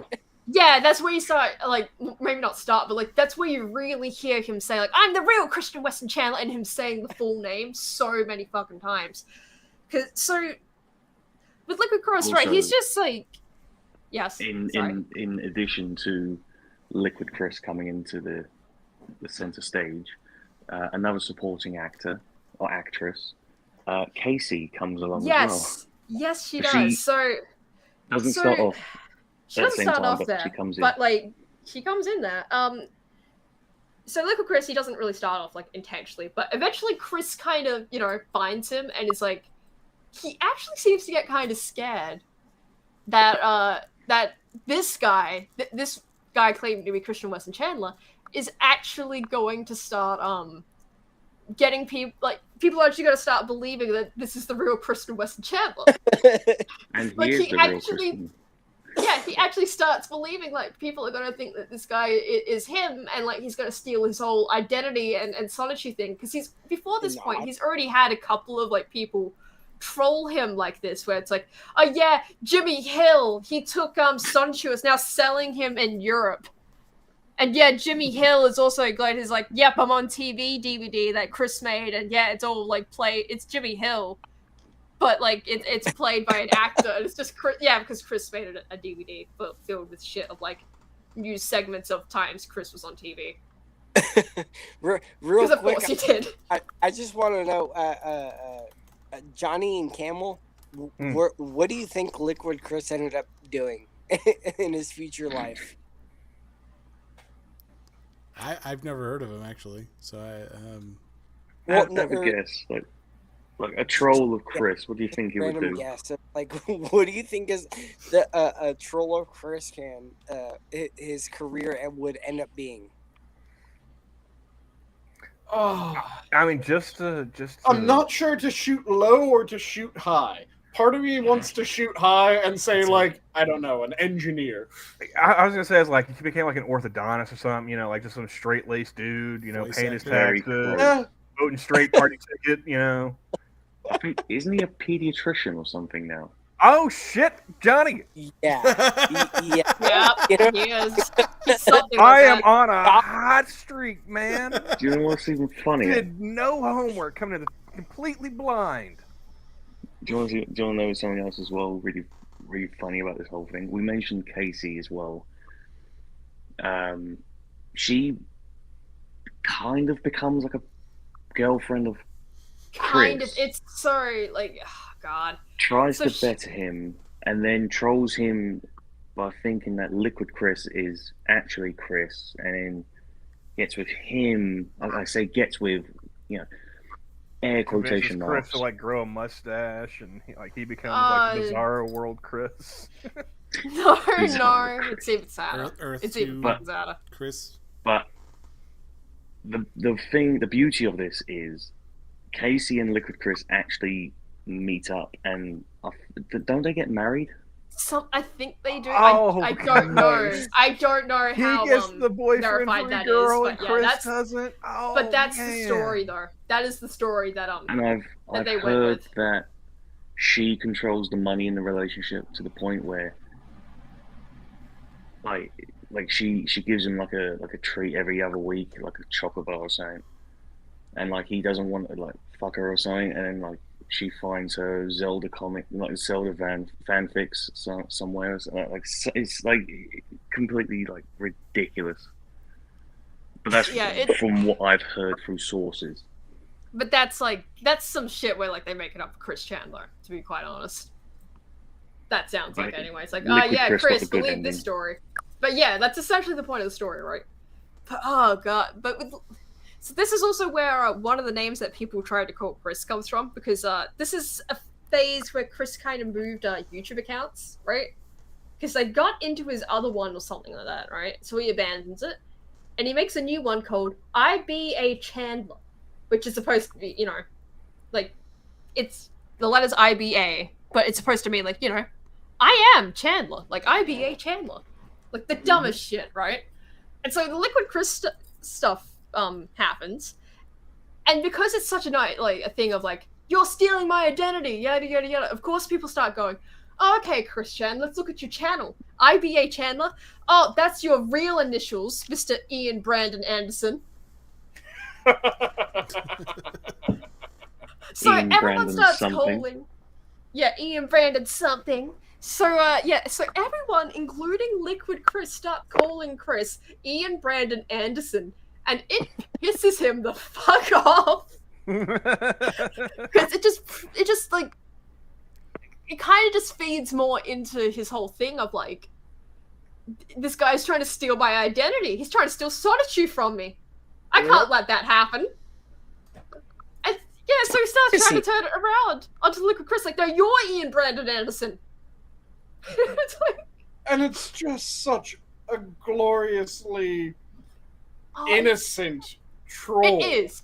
It is so fucking innocent because it keeps going from there, right? Like, eventually, like, Liquid Chris plays the video of like, oh yeah, I got a voicemail, and I cannot begin to like just praise Liquid Chris on how well he manages to mimic Chris in the way he speaks. It is kind of incredible to look at. The speech impediment he puts on is really impressive. Oh yeah, you would think that he actually had the speech impediment. It's fucking just golden. He can imitate Chris to a fucking T. And not even the speech impediment, but the pattern too. Yeah, it's the pattern. It's like everything about the way Chris speaks, because he has such a peculiar way of speaking. Very pat.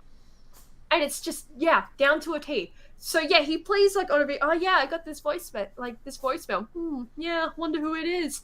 And it's like the first introduction of Casey, right? Which probably pisses Chris off even fucking more, because it's like, this guy's pretending to be me and is getting women calling him, asking him on dates. What the fuck? Where's my boyfriend, free girl, calling me up and asking if I can go on a date with her? The fuck? So, yeah. Just return a phrase, boyfriend, free girl. I know. It just, that's absolute gold. Again, criticisms, fucking golden. So yeah, it just keeps going like this, right? Back and forth, until eventually Chris decides in his infinite wisdom, because we know he's all just a musical genius. He decides, let's do a singing contest, like, and Parappa the Rapper rules, basically. And he actually kind of follows the rules to a point. Like, for the most part, anyway, right? Which is shocking for Chris that he actually followed the rules like this. Mm-hmm. Yeah, and... Well, stakes were on the line this time. Oh yeah, stakes were on the fucking line, right? His identity was at stake. Like, so... he makes, like, this whole thing, right? Like, yeah, I choose a song, like, it can't be from, like, any foreign language songs, because at this point, Liquid Chris had kind of, like, proven that he could speak, like, a bunch of other languages, which I'm pretty sure he just, like, Google Translated. And just started speaking, because Chris, like, wanted to prove that he could speak Spanish, right? Because he's Ricardo. You know? Like, he's fucking Ricardo, Weston Chandler, or however you know. So he starts speaking just shitty Spanish, and then, like, of course, Liquid Chris, like, you know, responds with, like, yeah, I can speak Spanish. I can speak French. I can also speak Japanese. And, like, he speaks all these lines in these languages. I think it's at this point I'll dip out, I'm afraid. Okay. Have But, a good one, man. Have a good one, guys. It's been one. a pleasure speaking to you guys. Yeah, thanks for joining in. It was nice. Take it easy, man. Oh, been a pleasure. Take care. You too. So Liquid Chris has proven his language prowess at this point, right? So Chris adds on that little rule of, like, it can't be foreign language songs, because yeah, he's probably still salty. From that little bit. No Backstreet Boys. Yeah, and yeah, you have to take the song, like, as is, and you have to just cover the song, right? And then, like, the last songs in the contest, you would have to Chris would choose it for Liquid Chris, and Liquid Chris would choose a song for Solid Chris, because yeah, that's what Chris was called at this time. He is Solid Chris, guys. Metal Gear Solid, anyone? But so couldn't Liquid Chris play an actual instrument too? But that's the funny part, right? So and he's actually proven it before this point too, which makes this extra fucking hilarious. So Liquid Chris accepts, and a funny thing with Liquid Chris is that Liquid Chris can actually sing, and he is, again, like I said, he's actually proven this by covering. Remember how I gave that horrendous rendition that is pretty damn accurate to how Chris would actually sing of "So Need a Cute Girl"? Yeah. Mm-hmm. Liquid Chris actually covered that with a guitar, and he actually made it sound good. Glorious. It is one of the funniest things just to listen to of like, this is Chris being like full on fucking Love Quest shit, right? In this song. And you're covering this and it sounds fine. Like, it's not the most professional thing on the planet because it's like early YouTube. But it's like leagues better than anything Chris could ever fucking make. And it's just, Chris tried to do a singing contest with this guy. Think about that one for a fucking second. Chris is so fucking delusional that he is like just the fucking best thing since sliced bread when it comes to just anything in the world. That he's like, yeah, I could totally like just, you know, win a singing contest, no fucking problem. Against a guy that has already proven that he's leagues better than Chris when it comes to just that one thing alone. But let's be fair. Proving that your league's better than Chris at one thing. It's not hard. Yeah. Yeah, it's not exactly very hard, but it's just amusing. Like, so deeply amusing that Chris challenged someone that was obviously more talented. Just, and thought he could win. Like, that's fucking hilarious.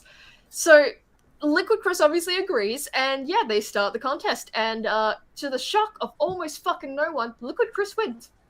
Mm-hmm. Chris wins, and fuck you, Ian Brandon Anderson. Much like Jack Gunsky's games, they're all rigged. Yeah, but it's just... Yeah. But, like, that's, like, a good example of the Liquid Chris saga, though. And just how ultimately harmless it truly was, because then you had, like, the stuff behind the scenes, which, yeah, they're recording all of, like, their interactions with Chris, by the way, which is... I'm pretty sure this is how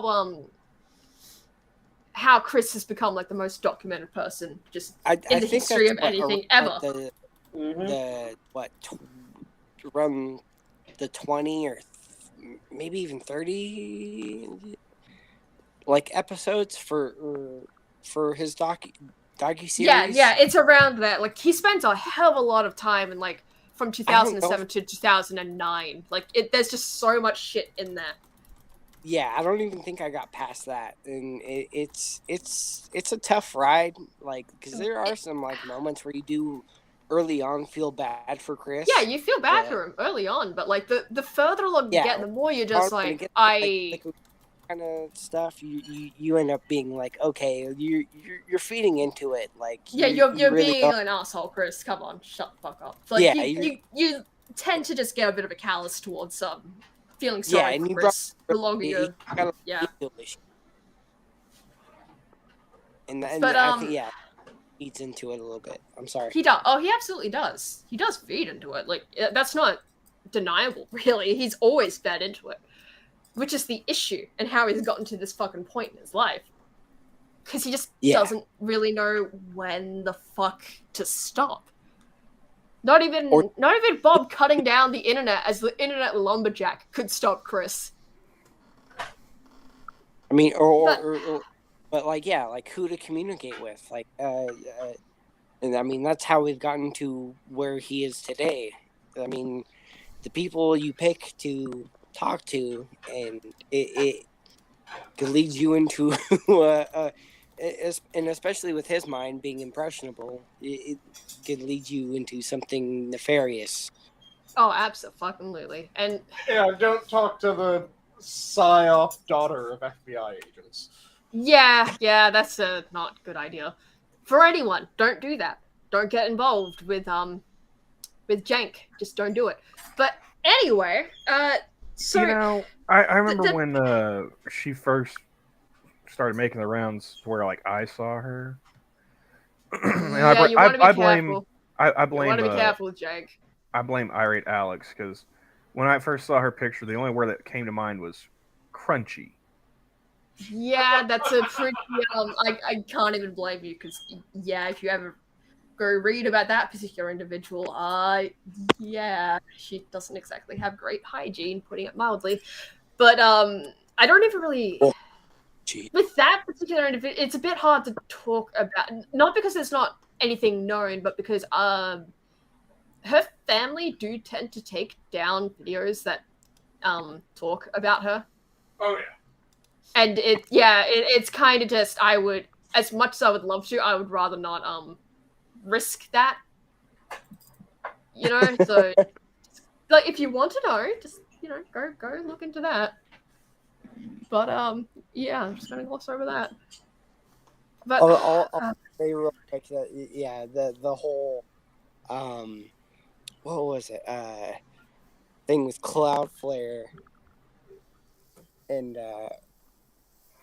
her father had there's a little bit of mystery or excuse me, not mystery, coincidence with that.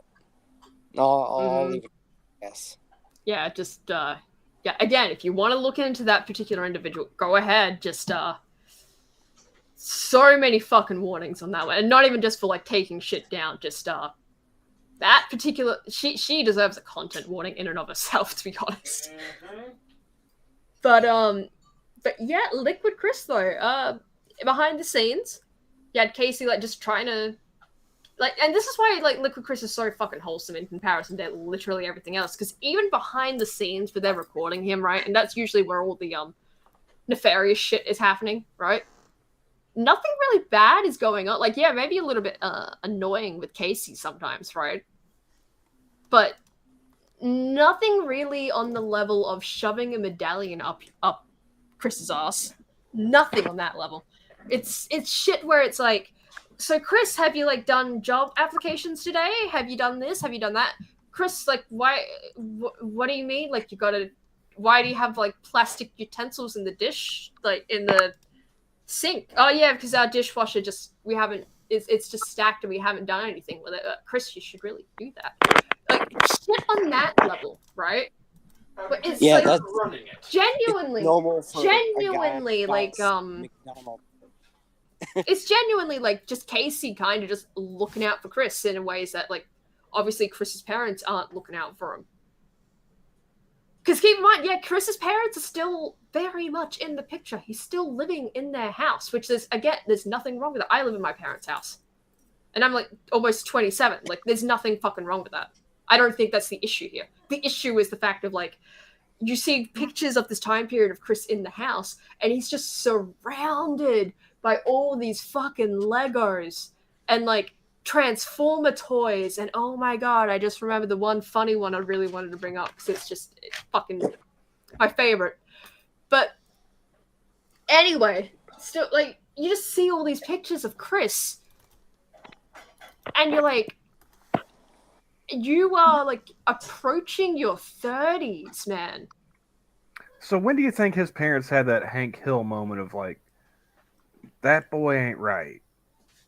Probably around the time that the trolls, like unironically, I think that's probably more or less when they started to realize, oh boy, this is not good. Because there's a moment, like the reason why we called there's all the jokes about Bob cutting down the internet and being the internet lumberjack is because there's one moment where Chris is talking, like his dad has told him like, yeah, you really need to get all our shit off the about our house off the internet because the Chandlers are awful fucking hoarders. Like, it is genuinely horrifying to see house tours that Chris made.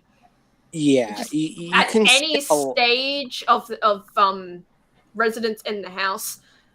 You can because see, you just later see on, like. it seemed like I'm sorry to cut you off. No, yeah. You go could ahead. see a good amount later on when the dad's out of the picture. Yeah, when after he's dead. Yeah, because he dies. It's horrendous. It's really... So there was a winner in all this. It was Bob. Yeah, he got out of it early. He got out of there before Chris. He cast his chips in. He's like, nope, I'm done. I believe he passed away, and I'm not Yeah. sure if Far brought it up, but there is a clip like early on where he's extremely fed up with like what's happening. Yeah, that's what I was kind of like gonna mention. Okay, like the I'll clip he let bursts into the room. Like that's what I was trying to lead up Yeah. to. Like so his dad has already told him like because Chris has like filmed the house and shown like how awful of a condition like the house is. Like just to give an idea of how bad it is, right? He's shown the bathroom and you can see like and I understand like we're not like the clean freaks or anything like that, right? Like there's going to be some like little bits and pieces on the walls and shit like that, right? But you generally it's not going to be that bad, and you know you get around to cleaning it off, right? You look at the Chandler bathroom that he shows you. It is worse than anything I have ever seen in my fucking life. Like you can see like it's just brown on the walls, like, and that's like it's just awful to look at, and that's the bathroom. Okay, he walks around the house and he shows you like various bits and pieces. He shows his own room because of course he fucking does. Like it's Chris, he's gonna make it about himself somehow, right? Yeah. And he walks down to, and I will never forget. And keep in mind, my mind doesn't really work with pictures, which is hilarious considering what I like to do, right? But so it's not exactly the easiest for me to, you know, bring an image to my mind. But this will never fucking leave me. This particular image. And that is impressive, right? He shows the living room. And we've seen footage of this same living room in the past. It's on his Yep, I'm on TV DVD. It's like a special thing of a Christmas like in the early 2000s where he's giving like Bob and Bob some presents. Christmas special. Yeah, he's giving like Bob and Bob some presents. He like basically like strongly suggests to Bob, I really want the Fraggle Rock DVD. You can have the VHS tape, and Bob just complies. You see in the background of that video a Christmas tree. And keep in mind, this house tour he's doing is years after this particular Christmas thing took place. The Christmas tree is still up. In the living room, in the exact same place it was back in the early 2000s when he initially took that footage of that one Christmas day.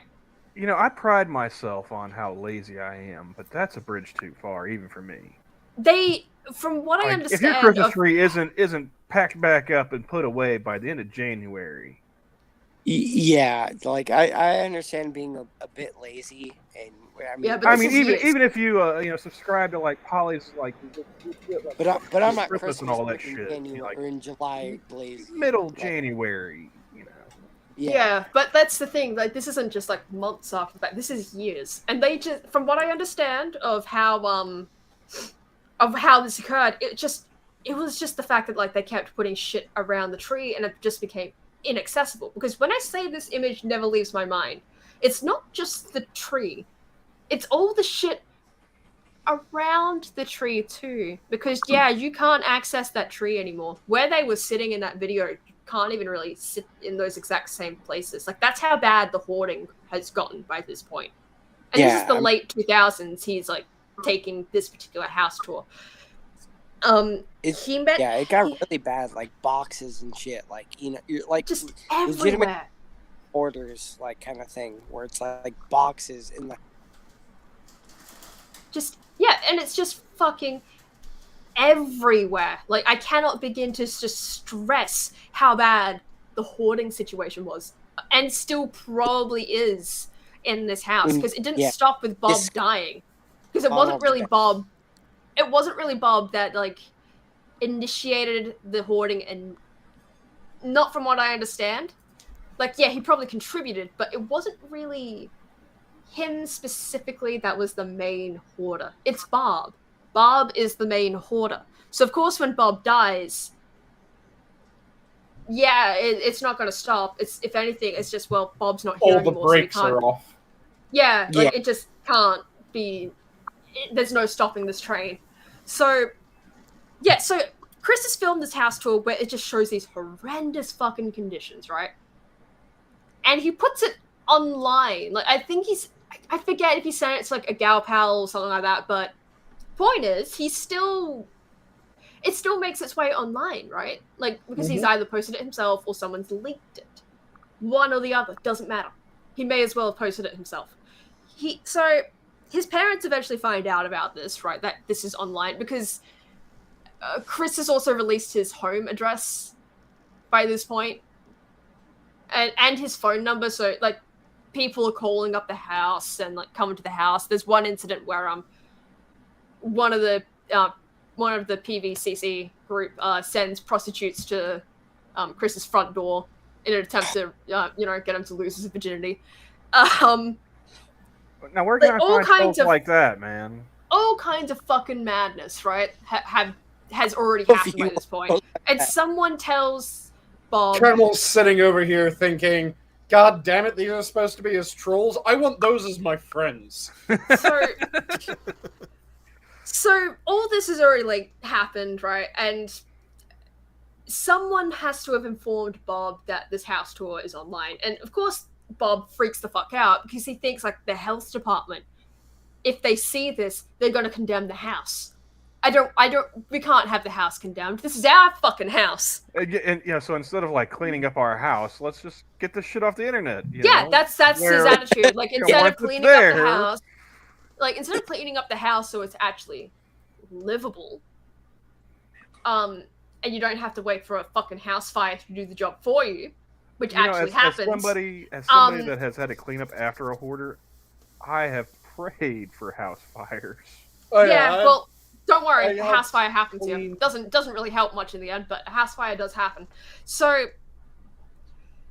like, instead of just doing the sensible thing, right, and just fixing up your hoarder wife and her hoarding ways, gotta take that shit off the internet. So Chris, in his infinite wisdom, right, because this is what Chris does every time he's faced with a problem like this, he decides to make a video to post up because he still believes he has fans, right?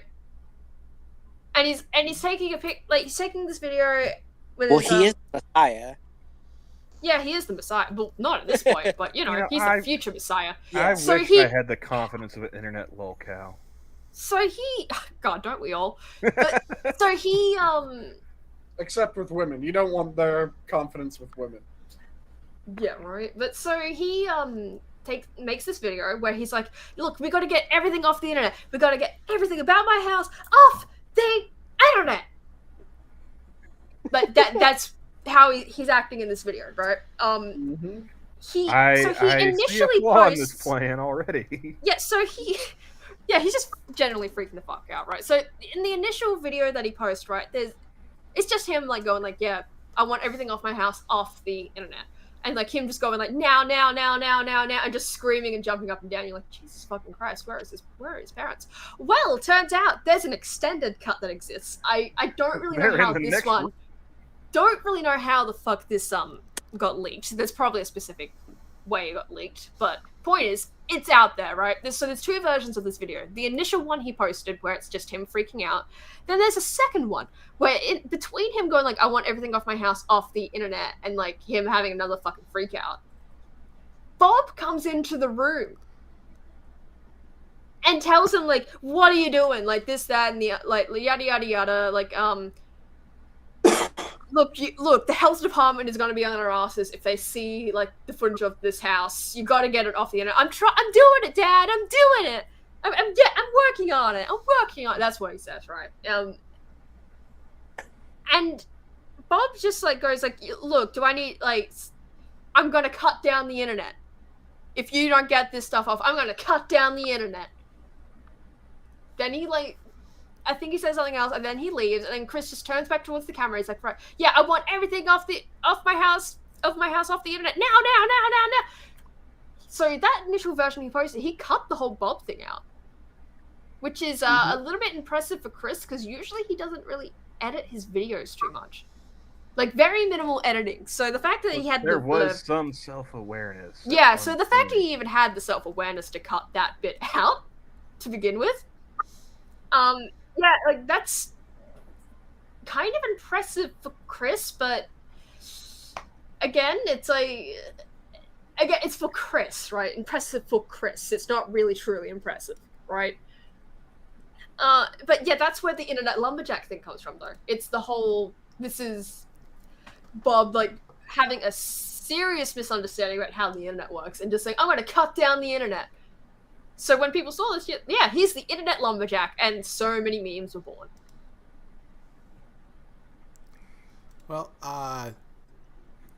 we're gonna have to part 2 this because it's Oh starting to get god. late here. So yeah, sorry. Like I get, like I don't Oh, even no, mean to like drag out. It's just there's so much. Like I know you wanted an overview, but it's like Well, it's damn near what, a decade and a half, 2 decades. yeah, and like I'm trying, man. I'm fucking there's a trying. lot of information. I had I was even telling Camel. I think this is definitely gonna be a more than part 1. And we haven't even gotten to the new big shit that hit that Yes, and Yeah. I caused him to pop up into the general public's consciousness, not just everyone going, "Oh my fucking god, it's Chris again." yeah, it's. I mean, Well, Christian I mean, I Western feel like China we've walks made the some earth. pretty good progress because, Oh yeah, 'cause like we're I not, like I said earlier, I told a coworker that I was gonna be doing this stream with you guys, and their first question was, "What is a Christian?" And the only thing that I could really remember, to describe this person was, well, he created Sonichu, which, I mean, you see where that's coming from, right? Yeah. And the dimensional merger. Well, I didn't. Yeah, I well, didn't this get- is where I usually just go like, don't worry about it. yeah. Don't worry about it. Don't worry about it. And just because if this was before the whole the whole him being arrested thing, I probably would say something a little bit more, but because of that and just how much is Well, I gave him 3 points, just kind of to round it out.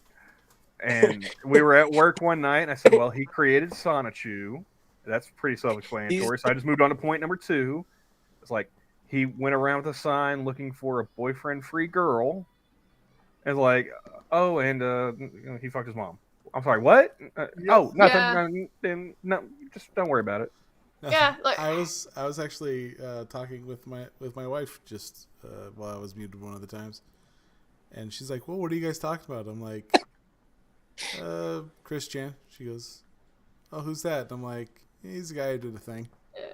yeah, And it's she just, goes, "Well, what did he do?" And I'm like, you don't want to know. You don't want to know. You don't want to know. And she's like, "Oh, okay." But just out of curiosity, what did he do? I'm like, he banged He fucked his mom. mom. And she Yeah, she just kind of goes, "Oh, serial killers do that." Yep.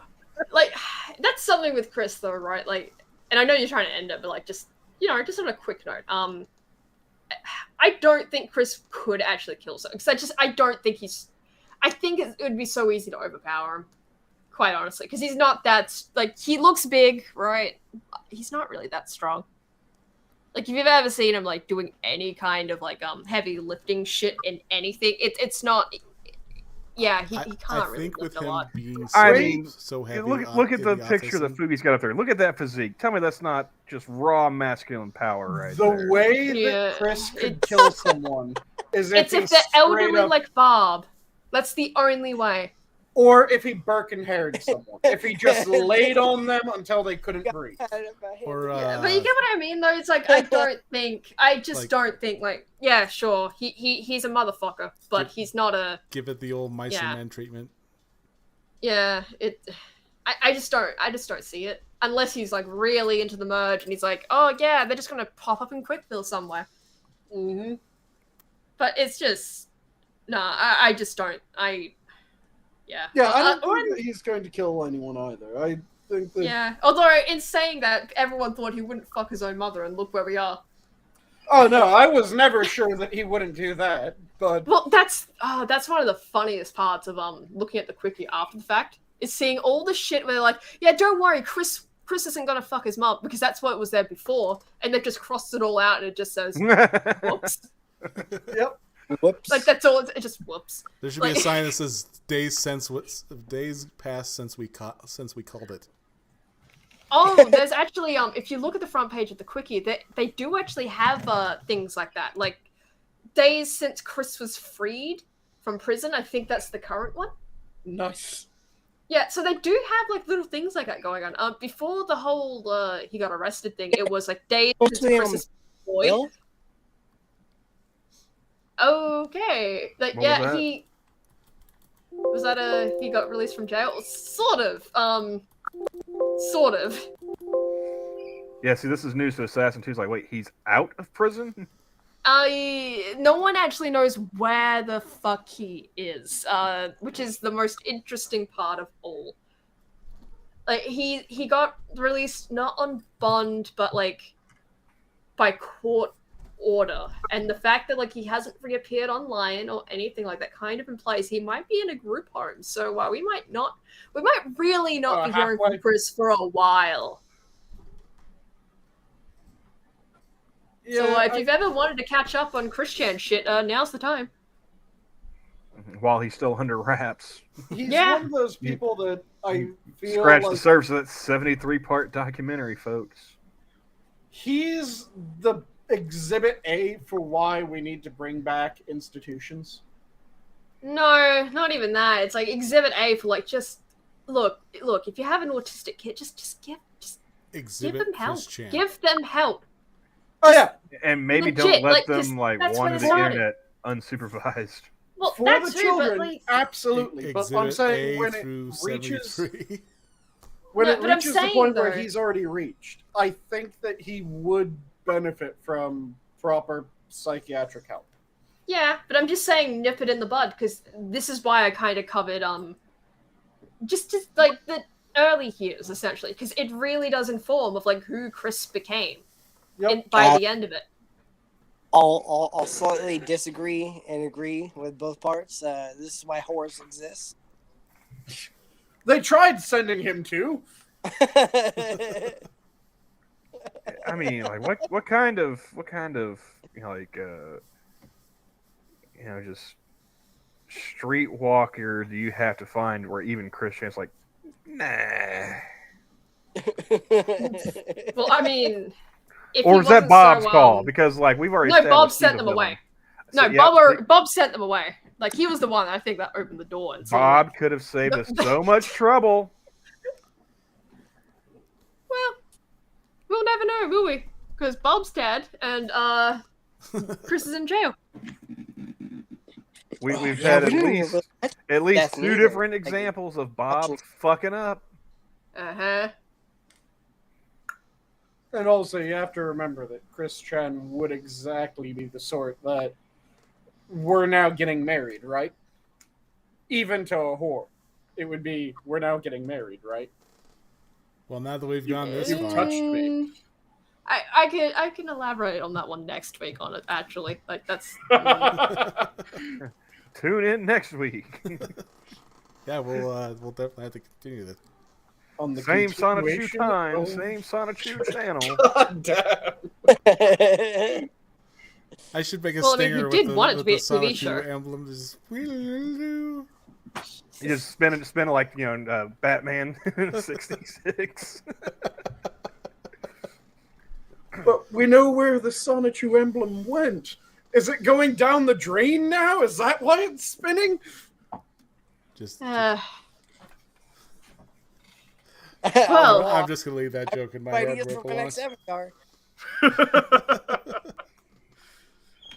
But I put your store in the chat. Oh, thank you. And if you want to check some out her stuff, that's available there. Oh, that reminds me. Like, do you have commissions open or? I am going to open them soon. Ah, okay. Oh, yeah. And, soonish. Not only can you get some of her merch, but you might even be able to get a Far Zeus Me original, folks. Yay. Stay tuned. If I can find where it is, Alright, so we're doing outros now? This is the one she did for me and my voice? Very nice. I think we're getting around to that, yes, Foogie. Yep. And then I also have Mr. Trigger's channel in the chat as well. There's also a lot of the old early days of Minions art that Far did, like the gays aren't good at this technology thing.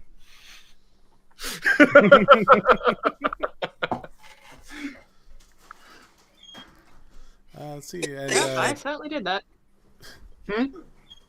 I certainly did that. Yep. Is the pocket fetus still available for purchase? Probably. When I looked, I did see it there. Yeah, it probably is still up there somewhere.